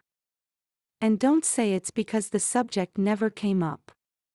I told you I came here to look for her, for you. Because, she sighed, I don't have any new songs for you. That's why you came here, wasn't it? I came to thank you, for one thing, but yes, I do need those songs. What do you mean you don't have any? She sighed. I've been trying to write, but I only have half a song finished. I'm afraid the best thing was the best thing. She threw her hands up in the air. I'm going to end up as a one-hit wonder like the Rembrandts, but at least their song made it onto network TV. Who? The band back in the 90s, oh, you were a baby then. They wrote I'll Be There For You, which became the theme song for Friends. You know Ross and Rachel? Oh yeah, I saw some reruns before. Never heard of the band though. My point exactly. Squeezing her eyes shut, she wished to turn back time. I can't even pay back the advance I received, I used it to open this place. I don't know if I have it in me to write anymore. I should never have signed that agreement. Hey, it's okay, just breathe. He took her by the shoulders and bent down to look her in the eyes. I understand exactly how you feel. But putting pressure on yourself like this doesn't help. Neither did his touch. Chase was so close, and he smelled so fresh from his shower that it was easy to forget all the reasons why she shouldn't open her heart to him. I don't know what to tell you. I don't have anything for you. What am I supposed to do? Start believing in yourself again. Stop doubting your talent and remember who you are. You're Grace Bella or Izzy Sutton, regardless of the name you want to go by, you are the woman who wrote my hit song. You did it once and you can make it happen again. I know you can do it. I need you to do it. His words hit her ears and bounced off, unable to penetrate her doubt. If only she had a portion of the faith he had in her. It's not that simple, Chase. I've got the worst writer's block. I'm just not Suddenly, his mouth was on hers. The intimate, warm touch sent tingles up her spine. The kiss was so unexpected, yet so tender and sincere, like how she imagined love would be. She found herself leaning in for more, savoring the sweet taste of his lips. Sweet with a hint of bacon. It was heavenly. After a moment, Chase pulled back to rest his forehead against hers. Does that help? Izzy opened her eyes, surprised to find her arms wrapped around his neck. When had that happened? She dropped her hands to her sides, embarrassed at her unabashed show of affection. What was it about this man that had her acting like a crazy teenager? She realized he was waiting for an answer, but she had no idea what the question was. Are you inspired now? Or do I need to kiss you again? She faltered, unable to process her thoughts. Oh, she had it bad. If her back wasn't against the counter, she would have melted into a puddle on the floor by now. She gripped the cool tile and leaned back, breaking their contact. No more kissing, even though she really wanted to. No. I'm good. Chase's lips curved into a satisfied grin. Great. Will you show me what you have so far? The song you've been working on. It was a simple request, so why was she so nervous? It's not ready, it's okay. I'm not here to critique it. It'll be a treat for me to hear something new. She released a shaky breath. How could she say no to that face? Okay. Come with me. The two of them, with her new dog trailing behind, went upstairs. Izzy opened the last door in the hallway and welcomed Chase inside. Her bedroom, despite being the smallest one, was her favorite place to be. During the day, she had the best view in the house of the lush rolling hills of the Willamette Valley, and in the evening, like right now, she saw all the stars in the sky. Even though she had wished upon the brightest one as a child to meet the man of her dreams, she never imagined she'd have a pop star sitting on her bed one day. Thor lay on the cream-colored rug at their feet. She picked up her guitar from its stand in the corner and sat beside Chase. Her right fingers found their places on the frets, while those on her left strummed the strings with a triangular pick. I've been working on this for a few days now, she murmured, suddenly shy. I haven't played it for anyone yet. It's okay if you don't like it. I have faith in you, Izzy, Chase assured her. Sing it for me. She started the first verse, her voice trembling as she stumbled over the words. Only when Chase placed a comforting hand on her knee did the knots in her shoulder loosen. Closing her eyes, she continued to the chorus, setting the fears in her heart free. There was something so right about the moment. She felt safe in the knowledge that Chase shared and understood her passion for music. The lyrics she'd written, about asking that special someone to wait for you, seemed oddly appropriate for the occasion. I was unsure, didn't know what I wanted, too young to know better, too hopeful to care. This heart's aching, I've got so much to give, I can't wait for the day when I meet you there. Please wait for me, I'll find you. Just a little while longer, I need you. I may take some wrong turns along on the way. But I promise if you hold on for another day, we'll meet in that unexpected place, wait for me, I'll find you. After playing the final note, she swallowed hard and opened her eyes. What do you think? It's amazing. The smile on his face reflected the awe in his voice. I knew you had it in you. Do you like it? Like it? I love it. It's good enough to be my next single. I'm so relieved to hear you say that. She paused. Do you think it's as good as the best thing, though? It's better. The lyrics and melody are perfect. Even the key it's written in is perfect for me. You thought of everything. Thank you, Izzy. This means the world to me. You're so welcome. I wish I had a full song for you though. It's still missing a second verse and a bridge. I don't know when I'll be able to finish it. I've been working on it the past few nights, but I just can't get it right. We can change that. Let's finish the song together. Right now? Sure. Between the two of us, we should be able to come up with something. Seriously? Chase Lockhart wanted to write with her. Sure. It's worth a shot. Izzy reached for some sheet music sitting on her nightstand and handed it to Chase. This is what I have so far. He glanced at the notes and nodded. I like where this is going. What if we try a chord progression next? They spent the next 3.5 hours working on the song until they were both satisfied. It amazed Izzy how in sync they were. Her strength was in writing lyrics, and Chase's was in coming up with the music. Together, they were a creative powerhouse.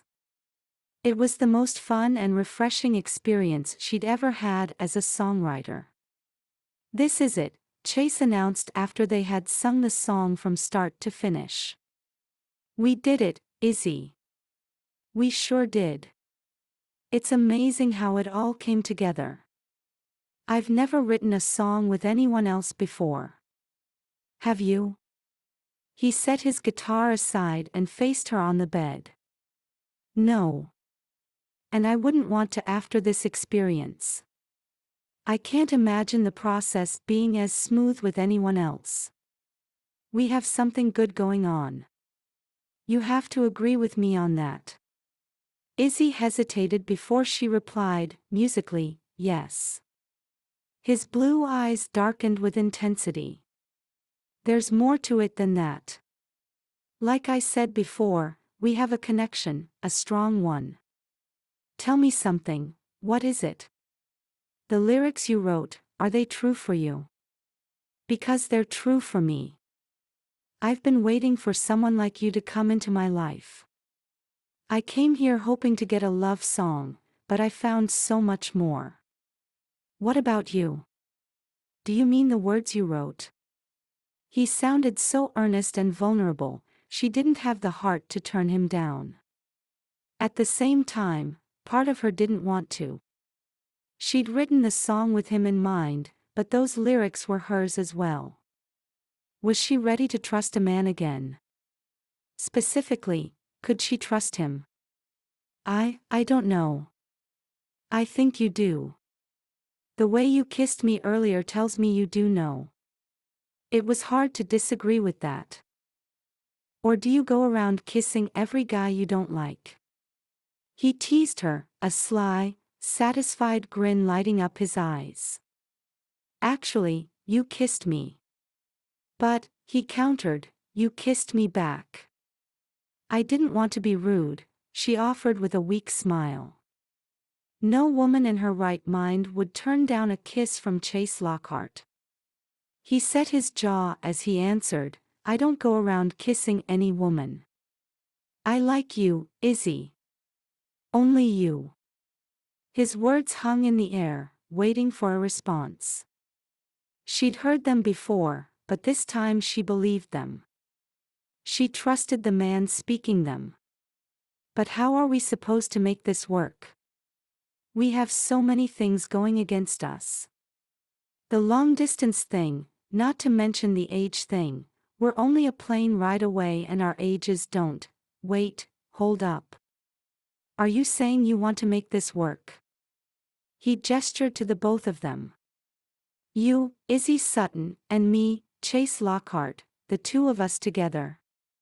The awe in his voice was so endearing, she couldn't help but smile.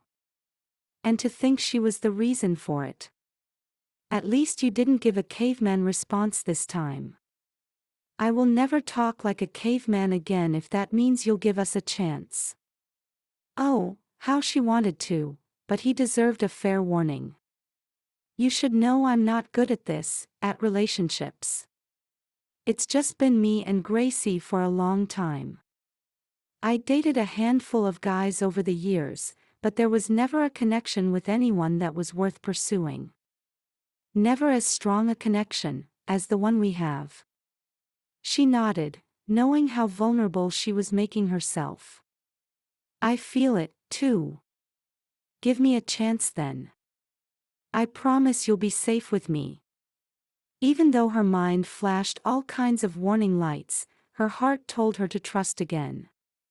She'd been looking for someone like him as much as he'd been looking for someone like her. Now that they'd found each other, in the most unexpected town of romance, could they write their own love story, too? It was more than she hoped for. That sounds like too good of an offer to pass up. Yes. Chase pumped his fist in the air in triumph before drawing her into his arms for another kiss. I'm excited if you can't tell. She laughed. I can see that. I'm also hungry. It's time I finished that bacon.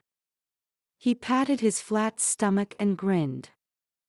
I'm going to need some fuel for all the kissing we're doing tonight. Is that right? Kissing and talking. I want to know everything about you, Izzy. We need to make the most of the time we have. Before you go. He frowned, but let's not dwell on that right now. Let's enjoy being us. Ignoring the pit in her stomach, Izzy rose from the bed and pulled Chase with her. It had been so long since she'd been part of a unit, it felt good to belong. And there was no other man she wanted to be with than Chase. Okay. Let's be us. Chapter 8. Chase. Chase shifted his position on the couch, careful not to disturb Izzy, who was leaning on his shoulder. Her chest rose and fell as she slept deeply in his arms. He still couldn't believe he'd spent the night with the woman of his dreams. Sure, all they'd done was talk, but it was as intimate as he hoped it would be. He'd learned so much about her, Izzy, the mother, the songwriter, and most of all, the friend and lover he'd been looking for. Their conversation, and laughter, had flowed all through the evening and into the early hours of the morning. When they both were too tired to talk, they fell asleep to the soft sounds of his CD playing in the background. Now it was Sunday morning, and a few hours before his flight home. He desperately wished he didn't have to leave so soon. They'd just started their relationship and he wasn't sure how long it'd be before they saw each other again.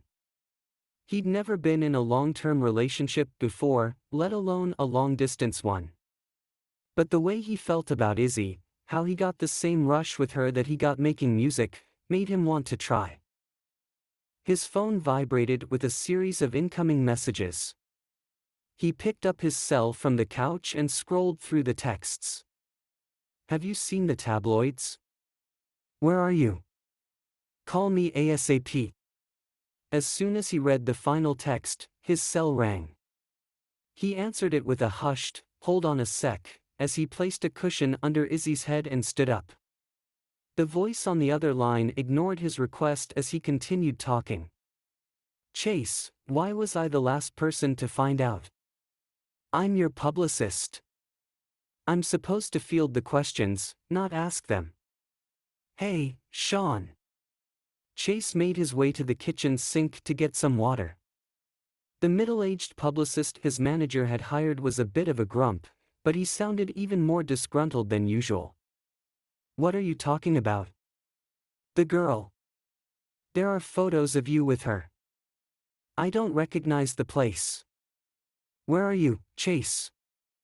I'm in romance, that's what everyone's saying. You're having a romance that I know nothing about. No, the town's called Romance. In Oregon. You took off to another state without telling me? Who is she? Are you dating her? We talked about this. You're Chase Lockhart. You have an image to maintain. The fans want you to be single or to be dating another star. To stay in the news, you need to make the news. And the stories need to be newsworthy. He'd heard all this before when Shawn gave him a crash course on Pop Stardom 101. At the time, he hadn't seriously considered how his celebrity status might affect his dating life. But now that he'd met Izzy, he needed to consider the ramifications. His top priority though, to protect her. The media could be cruel, especially to non-celebrities. Her name's Izzy and yes, we're dating. Since when? Since last night. Chase tried to keep his voice down, but the adrenaline pumping through his veins made it difficult. The details don't matter, Shawn. What does is that I want her out of the spotlight. She doesn't need this kind of attention. Well, it's a little late for that. What are people saying? Anything and everything you can imagine. That she's after your fame and money. That she's pregnant with your child. Those are the nice rumors. You don't want to hear the other ones. He set down his mug on the counter with more force than intended, causing the water to slosh out. He could only guess the headlines making the news today. The tabloids would print anything to make money. He had to keep Izzy out of the social media firestorm. Shawn, you need to do damage control. Tell the press she's a cousin or some other relative I was visiting. Just keep her name out of it. Please do that for me. I'll do what I can, kid, the older man sighed. The two of you looked pretty cozy though in those photos. Photos? What photos? They were taken outdoors. It looked like a flea market. A fan posted them on her Instagram, and it went viral. It must have been the group of teens watching them at the festival. At least this confirms I have fans in Oregon. Get used to it, Chase. You have fans everywhere. And after you drop your next album, you'll be even hotter than ever. Be careful what you do and who you do it with. There are eyes watching you all the time. I got it, Shawn, thanks for the heads up. He needed a better game plan if he was going to keep Izzy's identity a secret. I appreciate you watching out for me. Of course. We'll talk more when you get back. The sooner we nip this in the bud, the better. Yeah, I agree. It's a good thing I'm going home today.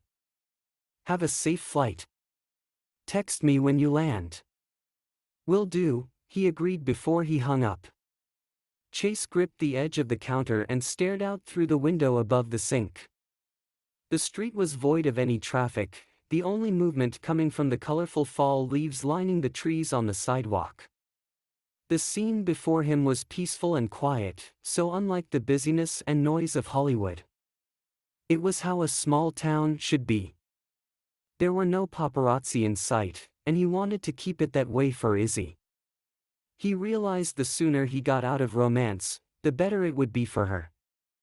The clicking sound of dog nails crossing the hardwood floor drew his attention. He turned around and spotted Thor and Izzy in the doorway to the kitchen. The sight of Izzy standing there with her tousled hair and bare feet made his heart clench. He was going to miss seeing her in the mornings. Hey, you're awake.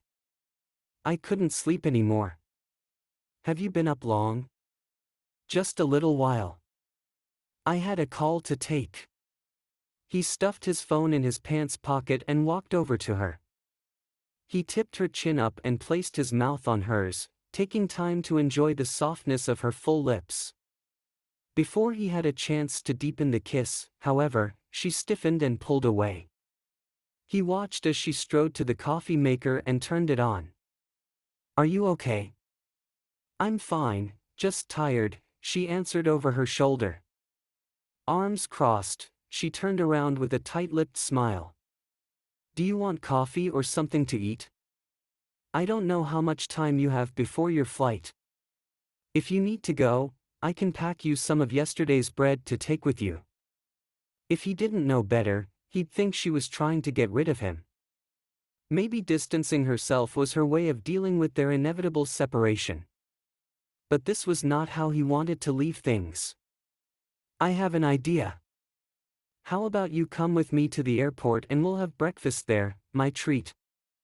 That'll give us an extra hour together." "I don't think so. I'm exhausted.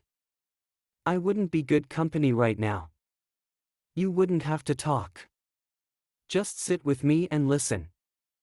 That way I can stare at your beautiful face while I eat." "Or not," he added, noticing with disappointment that his attempt to lighten the mood had failed. "Thanks for the offer, but let's say our goodbyes now. I'm sure you can't wait to get back home. What's going on, Izzy?" He approached her, but got stopped midway by Thor. He tried bypassing him, but the dog stood between them like a roadblock of black fur, his tail alert. "Did you put him up to this? He won't let me get by." Izzy smiled for the first time that morning as she petted Thor's head. "He's just watching out for me." "Good boy, Thor. Good boy. How did a dog have more game than him? Why are you acting like this? I thought we were finally on the same page. We both wanted this last night. Why are you pushing me away?" A pained look crossed her face. "It's better this way. You're young, you can afford to play around. I don't have time for games." "Games? The only one playing games here is you.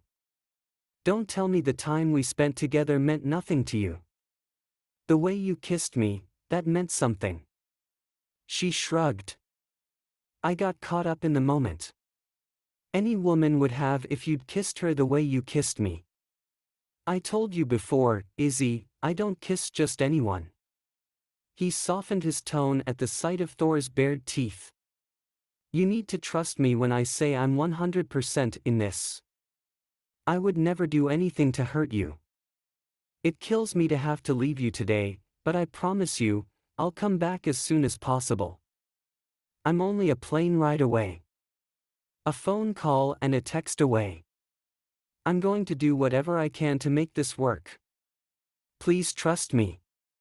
Biting her lower lip, she fiddled with the hem of her sweatshirt. When she finally met his gaze, her eyes shone with tears. "I want to trust you, Chase, but I don't know if I can. Trust has to be earned." Of course.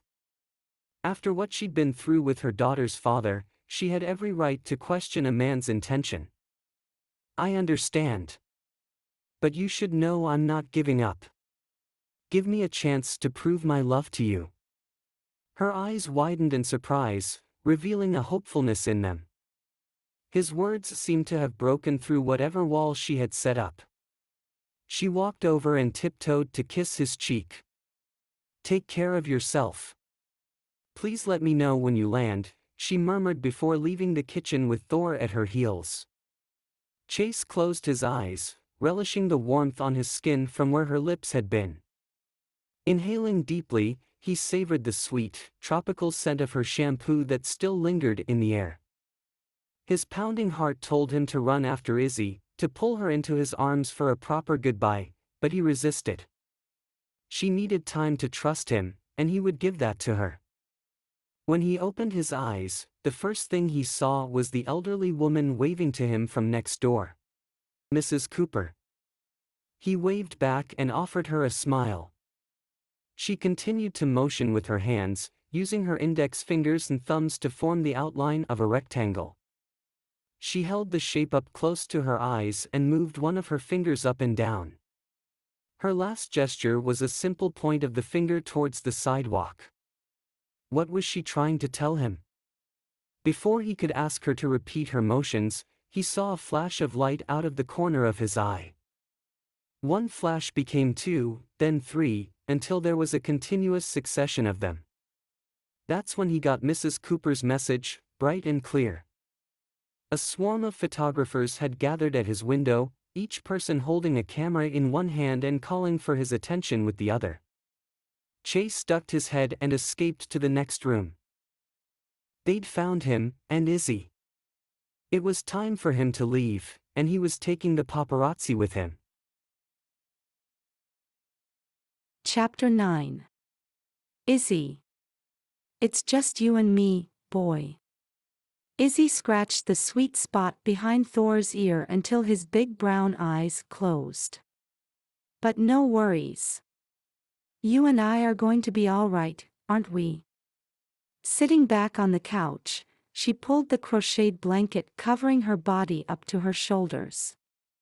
The weather had grown chillier now that they were nearing November, and so had the atmosphere at the inn.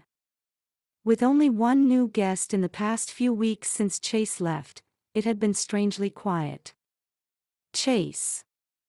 The mere thought of him made her stomach drop. His last morning here was still fresh on her mind.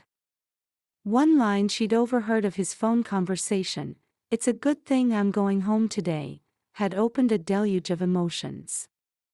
Insecurity about their age difference. Doubt over his intentions. Foolishness that she'd trusted him. Oh, but he'd been so earnest and kind, as if he understood how fragile her heart was. He'd even used the word love in his pledge to her. So she'd gone ahead and trusted him. They had been texting or calling whenever possible and video chatting once a day. She swiped the screen to view her text messages and opened the last ones she'd received from Chase. "Izzy baby, I miss you so much. Did you receive the gifts I sent? I hope you like them. I got 2 pumpkins, one for you and one for me. Every time I see it, I remember our time at the festival. That was the best weekend of my life." Izzy glanced at the coffee table where a half-eaten box of candy from Sicily's Caramel and Chocolates Company sat next to a shiny orange pumpkin from Blown Away, the town's blown glass store. Both had been delivered to her door by their respective business owners. She had to hand it to him. He did know how to buy the perfect gifts. His next text read, "I've been in the studio recording our song. Everyone loves it.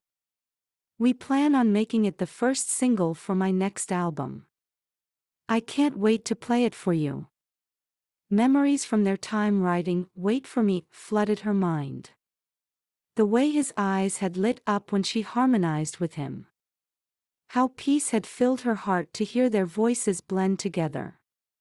And the feel of his warm lips on hers when he stole kisses in between verses. His last text said, "Please text or call me anytime. XOXO, Chase." Their regular communication, even when it was just a simple kissy face emoji, gave her hope their relationship stood a chance. She found Chase had been right. Their ages didn't matter. They had much in common, not only a passion for music, but similar upbringings as well. He hadn't always lived in a big city. His early years were spent in a small town in Canada similar to Romance. He hadn't attended college either, but he believed in hard work and perseverance. Most importantly, they both valued family. Gracie had given her approval already, 2 enthusiastic thumbs up as she called it, and his mom and brother were eager to meet her. Of course, there was an aspect of their relationship that proved to be challenging, namely Chase's fame. He had taken the paparazzi with him when he left, but that hadn't stopped the celebrity websites from speculating about his stay at the inn. The reporters loved to exaggerate details, especially when it came to his love life. Chase's publicist had told them he was here visiting a relative, a story fabricated to protect her privacy. There had been times, however, when she wished they could tell the world about them and stop the rumors circulating the internet. She had heeded his warning and stopped Googling him. There was no reason to when she couldn't believe everything she heard or read in the news. Her curiosity had gotten the better of her today though. Surprisingly, she hadn't heard from him since yesterday morning. It had been almost an entire day without a text or a call. That's when her insecurities had started creeping back and she'd gone straight for her laptop. Had he met someone else? Someone younger and prettier? Maybe their romance was too good to be true after all. Ring. Izzy's heart leapt as she spotted the incoming call on her cell phone. Instead of Chase's name, however, her daughter's popped up. "Hi, sweetheart," she answered. "How are you?" "Hi Mama, I'm good. Just taking a break from studying. What are you up to?" Izzy blushed, thankful Gracie was too far away to see the websites open on her screen. Her search results made her look like a crazed fan of a certain blue-eyed pop singer or at the very least, a tabloid junkie. She couldn't believe she'd sunk to this level of stalking. But how else would she find out what Chase was up to? "I'm catching up on some," she wrinkled her nose, "news. Why don't you just call him?" She scoffed. How was her daughter so smart? "Call who?" "Mama," Gracie drawled with obvious humor in her tone. "You know who. Just call Chase and see if he's all right. What if something happened to him and that's why he hasn't called?" Izzy gasped. Gracie was right. She was being so self-centered, so focused on protecting herself that she hadn't considered Chase's side of the story. What if he was sick, or worse, hurt? "I'm glad I taught you well. I'm going to call him." "You do that, Mama. Tell him how much you miss him.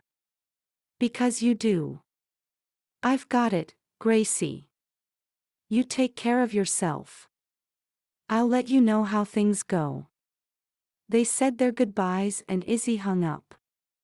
Why had she let her fears cloud her judgment? Chase was such a sweetheart, and she knew him well enough by now to know his feelings were real. Why had she thought the worst of him? Because she'd been let down before. But this time was different.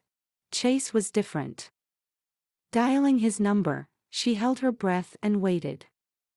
The phone rang several times before a young female voice answered. "Hello?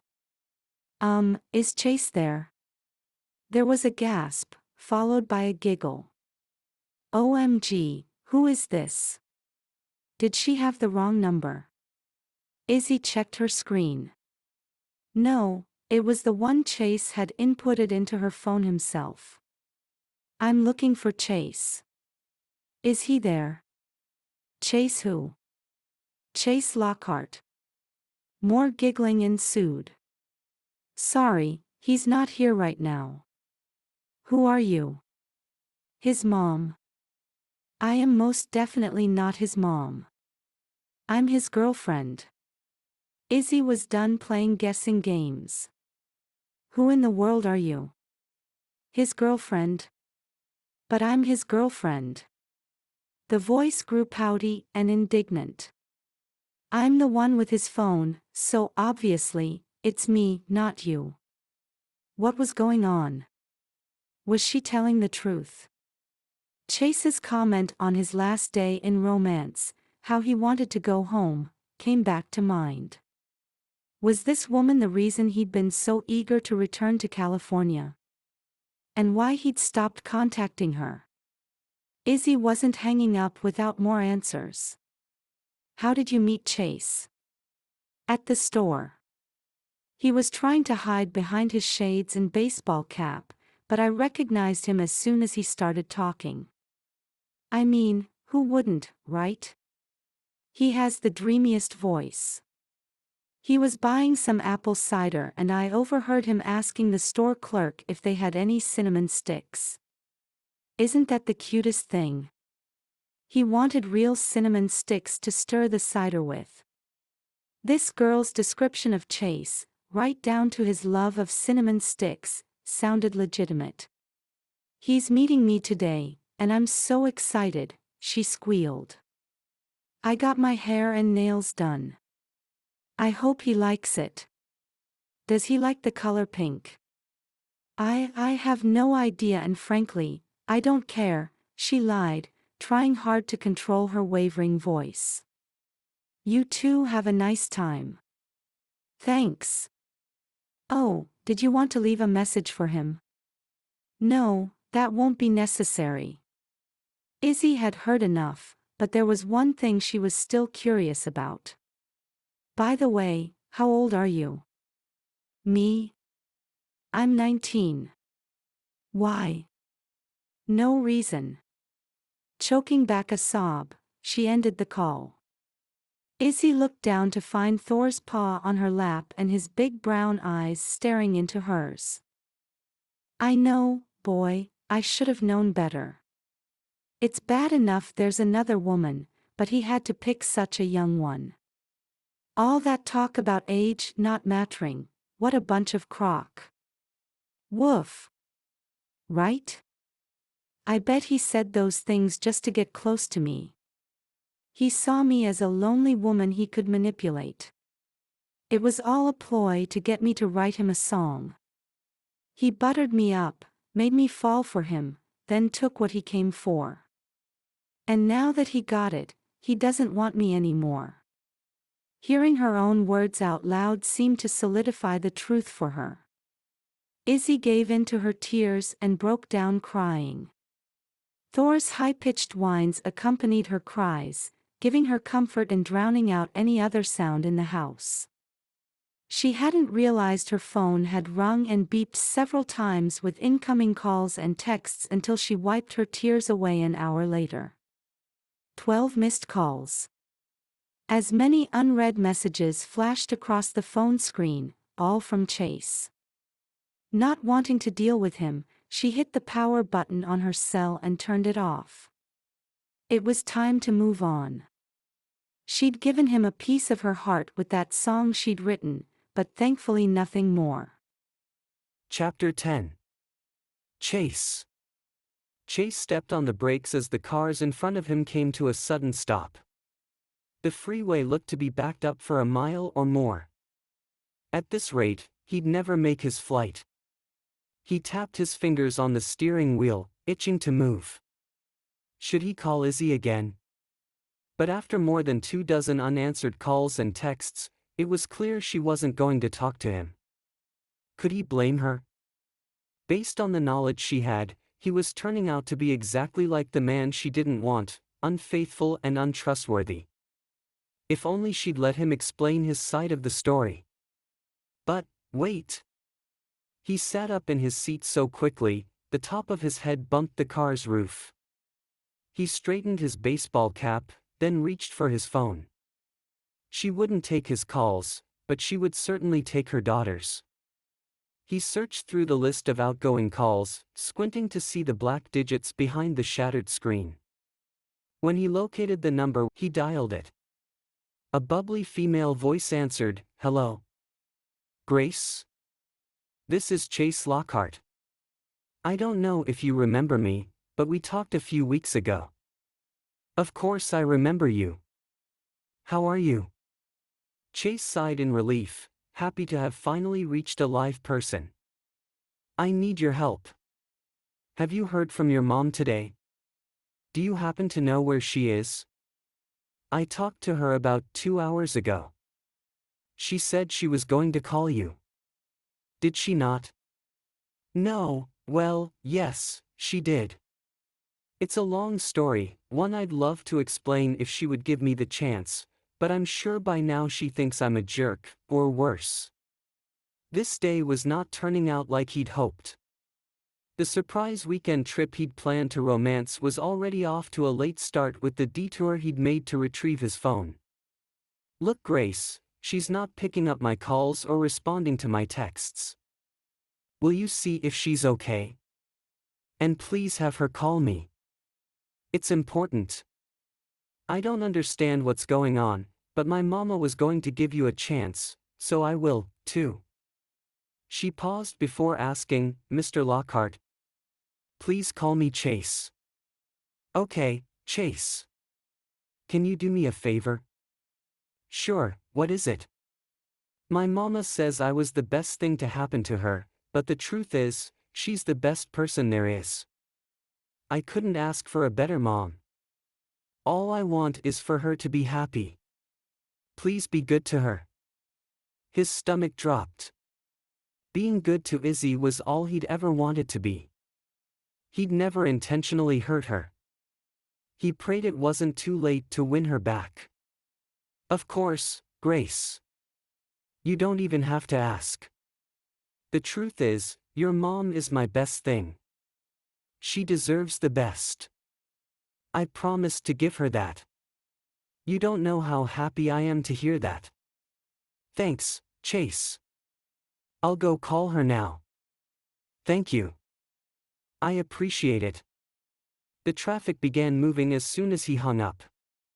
He quickly maneuvered his car down the freeway to Bob Hope Airport. When he arrived, he parked in the long-term lot, grabbed his things, and rushed to make his flight. He reached the gate right before the attendant closed the door.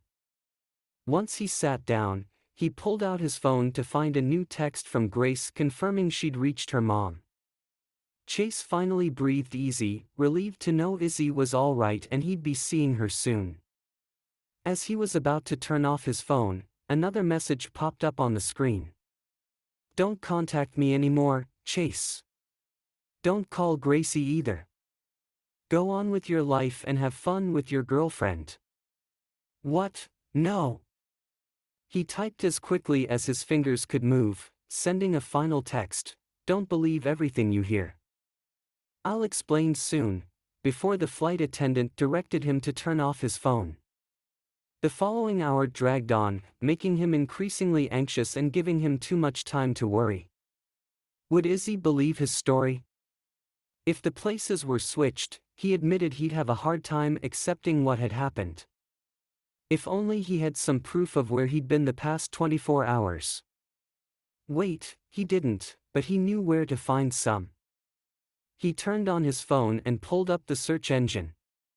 He had long ago stopped Googling himself when the paparazzi made him tabloid fodder, but for once in his life he was grateful to have his every move caught on camera. By the time he landed at Portland International Airport, he had what he needed. He booked a rental car and sped to the town of Romance as fast as legally possible. On the way, he stopped by Valley Market to pick up a bouquet of flowers. The orange, white and pink arrangement was like the one Izzy had bought that day they met. Smiling, he remembered how happy he'd been when Mrs. Cooper pointed her out to him in the store. Even from a distance, he saw something in Izzy that intrigued him. And the way her cheeks flushed when they spoke confirmed he had caught her eye as well. If they could just get back to that moment. He stepped on the gas, eager to reach the inn. Although he hadn't been back in almost a month, the road seemed also familiar for some reason. When he pulled up in front of Interlude Inn, he understood why. Romance, with its fond memories of finding love, was like home to him. He had come home. Releasing a long breath, he ran to the front door and knocked. "Izzy! Are you there? It's Chase. Please open up." After a good 5 minutes with no response, Chase laid the bouquet on the front step. He dug out his phone, determined to call Izzy until she picked up. Tenacity was the one thing his mom always said he had. He knew what he wanted and he didn't stop until he got it. That was his intention when he went into music, and this was his intention now. He needed Izzy to hear him out. On his 9th try, someone finally picked up. "Izzy? Hello? Stop calling me, Chase." The wariness in her voice tore at his heart. "I'm sure you think the worst of me right now, but please let me explain." "I would never, there's nothing to explain. You got what you wanted. Now leave me alone," she demanded before hanging up. He raked his hand through his hair as he stared out into the yard. Gone were most of the bright and beautiful foliage that had been on the tree a few weeks ago. Like those leaves, any hope he had of making up with Izzy had dried up and fallen to the ground. He stuffed his phone back in his jacket pocket and started walking to his car. If she wouldn't take his call, he'd find another way. Maybe he could leave a note. Woof! Loud barking interrupted his thoughts. Squinting against the afternoon sun, Chase glanced to his right. A block away, a woman was walking her black-haired dog. The moment he saw her long strawberry blonde hair and curvy figure, he recognized her. He took off running down the sidewalk. As soon as Izzy spotted him, she froze. At least she wasn't going the opposite direction. That had to be a good sign. However, the closer he got to them, the louder and more insistent Thor's barking became. The barks turned into a growl by the time Chase reached them, resounding throughout the neighborhood like the low noise of a bass guitar. The only thing holding the dog back from attacking him, because that's exactly what he looked like he wanted to do, was the leash wrapped around Izzy's white-knuckled hands. Chase! Izzy, let me explain. What in the world are you doing here? Don't you have a date? She spat out with contempt, to go on. It's not what you think. I dropped my phone at the store yesterday. A fan picked it up. I just got it back from her a couple of hours ago. What? I don't know what she told you, but there is no date. There's nothing going on between her and me. I didn't cheat on you, Izzy. The only woman I want is you. You have to believe me. Are you serious? You dropped your phone. It's not the first time it happened, that's how I cracked the screen before. I also have photos of me at the store, ones the paparazzi took. Here, I can show you. As soon as Chase reached for his pocket, Thor charged forward, jerking the leash out of Izzy's hands. No, Thor. He's our friend, Izzy cried. Chase. Take off your cap. Black fur flashed before his eyes. His feet flew up as Thor knocked him back with what felt like 2 tons of canine muscle and passion. Bam! His body slammed into the sidewalk right before his head hit the cement. The hot, pungent smell of dog breath overwhelmed his senses as everything went black. The last thing he saw before he lost consciousness was Izzy's face above his. Chapter 11. Izzy. Chase, wake up. Come on, Izzy pled as she knelt next to his motionless body. He had gone down like a felled tree, fast and hard, and she was powerless to help him. If only she'd reminded him to take his cap off earlier, he wouldn't have gotten hurt. Now that his cap had fallen off, he was being showered with wet doggy kisses. Oh, why had she let Thor assume he was the enemy? Izzy sighed. Because she had assumed he was one of the bad guys. But only a good man, an honest and trustworthy one, would fly 700 miles to try to win her back. And risk being tackled by a 70-pound dog. She didn't need further proof of his love. She only needed him to wake up. She took his hand in hers and clutched it against her chest. Chase, I believe you, she confessed, her voice trembling with emotion. Please wake up. I need you. Is that right? He had mumbled his question so softly she wasn't sure if he'd really spoken it. But soon after, he squeezed her hand. His eyes opened, revealing a small sparkle in his baby blues. Struggling to swallow the lump in her throat, she smiled for the first time that day. Chase. I was so worried. Are you okay? The corners of his mouth curved up into something resembling a happy grimace. I'm good, just sore. That was some tackle. I'm sorry, I should have told you to take off your cap. It's okay. He propped himself up on one elbow and faced her. Just remind me to burn all my caps. I'm never wearing another one again. Or at least not until Thor realizes it's me under it. Woof! Thor barked as if in agreement, his tail wagging as he watched their back-and-forth exchange. Izzy shook her head. All this craziness over a cap. What a silly dog. But the funny thing was, she understood Thor's struggle. Both of their past experiences had caused them to view people through a lens of suspicion. As if her mistrust of men wasn't enough, there was also the added factor of Chase's identity as a pop star. There were several quote-unquote caps to look past to see the man she'd fallen in love with. The Chase she loved was not a celebrity, but a warm, genuine person who shared her passion for music. Thor will come to realize who you are, she told Chase, just as I'm starting to. I can't believe you flew all the way here. I missed you so much, Izzy. I finished recording yesterday and bought a ticket right away. After what happened with my phone though, I didn't think you'd want to see me again. It's okay, Chase. I believe you. I know. I heard you earlier.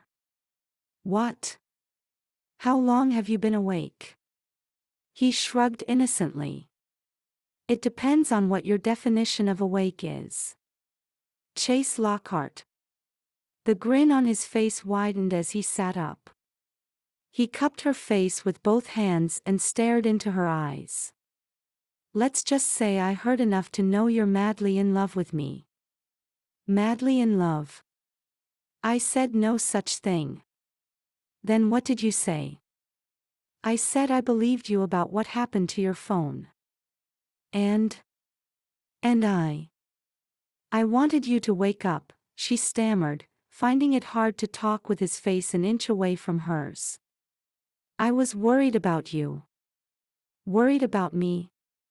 Were you worried you wouldn't get, he leaned in and murmured against her lips, to kiss me again? The heat from his mouth sent tingles up her spine. Her whole body warmed at his touch, and she wondered if it was her turn to faint. Her arms instinctively went up around his neck, drawing him close as their kiss deepened. The moment needed no words, yet she felt it important to answer Chase's question. She pulled back to rest her forehead against his, then revealed the words weighing on her heart. I was worried I wouldn't be able to tell you I need you. I do need you, Chase, more than I've ever needed a man, and it scares me. But it scares me even more to not have you in my life. You don't need to be scared, Izzy. I'm here for you. I'm here. He wiped the tears from her cheeks. Do you remember what you said to me that day we met at the market? She shook her head. You said, "Welcome to romance." I did. That's the town's name. And rightly so. I had no idea at the time how much truth was in those 3 words. You did welcome me to romance. You welcomed me to a place of connection and belonging. You welcomed me into your life and your heart. Coming back here today, it was like coming home. That's because you're my home, Izzy. You're my best thing. I've been waiting a long time for you. And now that I've got you, I'm never going to let you go. A long time. You're too young to be talking, hey, he interrupted with a raised brow, no more talk about age. Like I said before, man. Laughing, she placed a hand over his mouth. I got it, Mr. Caveman. Good.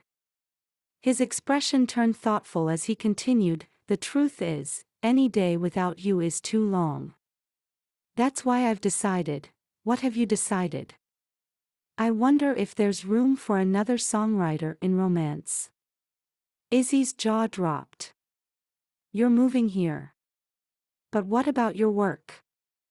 I'll split my time between here and LA. I've got lots of frequent flyer miles to use up. And I happen to know of a cozy inn around here with an insanely gorgeous and talented owner. I'm hoping she'll keep a room open for me. Would you put in a good word for me?"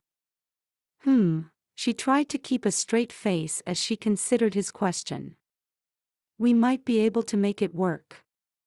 He pulled her in for another kiss. "I'm sure we can. Because there's no better place to fall in love than this town," she finished for him. For once, she believed it. The best things in her life had happened to her here. And there was no other place she wanted to be, and no other man's arms she wanted around her. She gazed into his loving blue eyes, ones that longed only for her. "Then our town," Chase smiled. "This is my home now, Izzy. You're my home.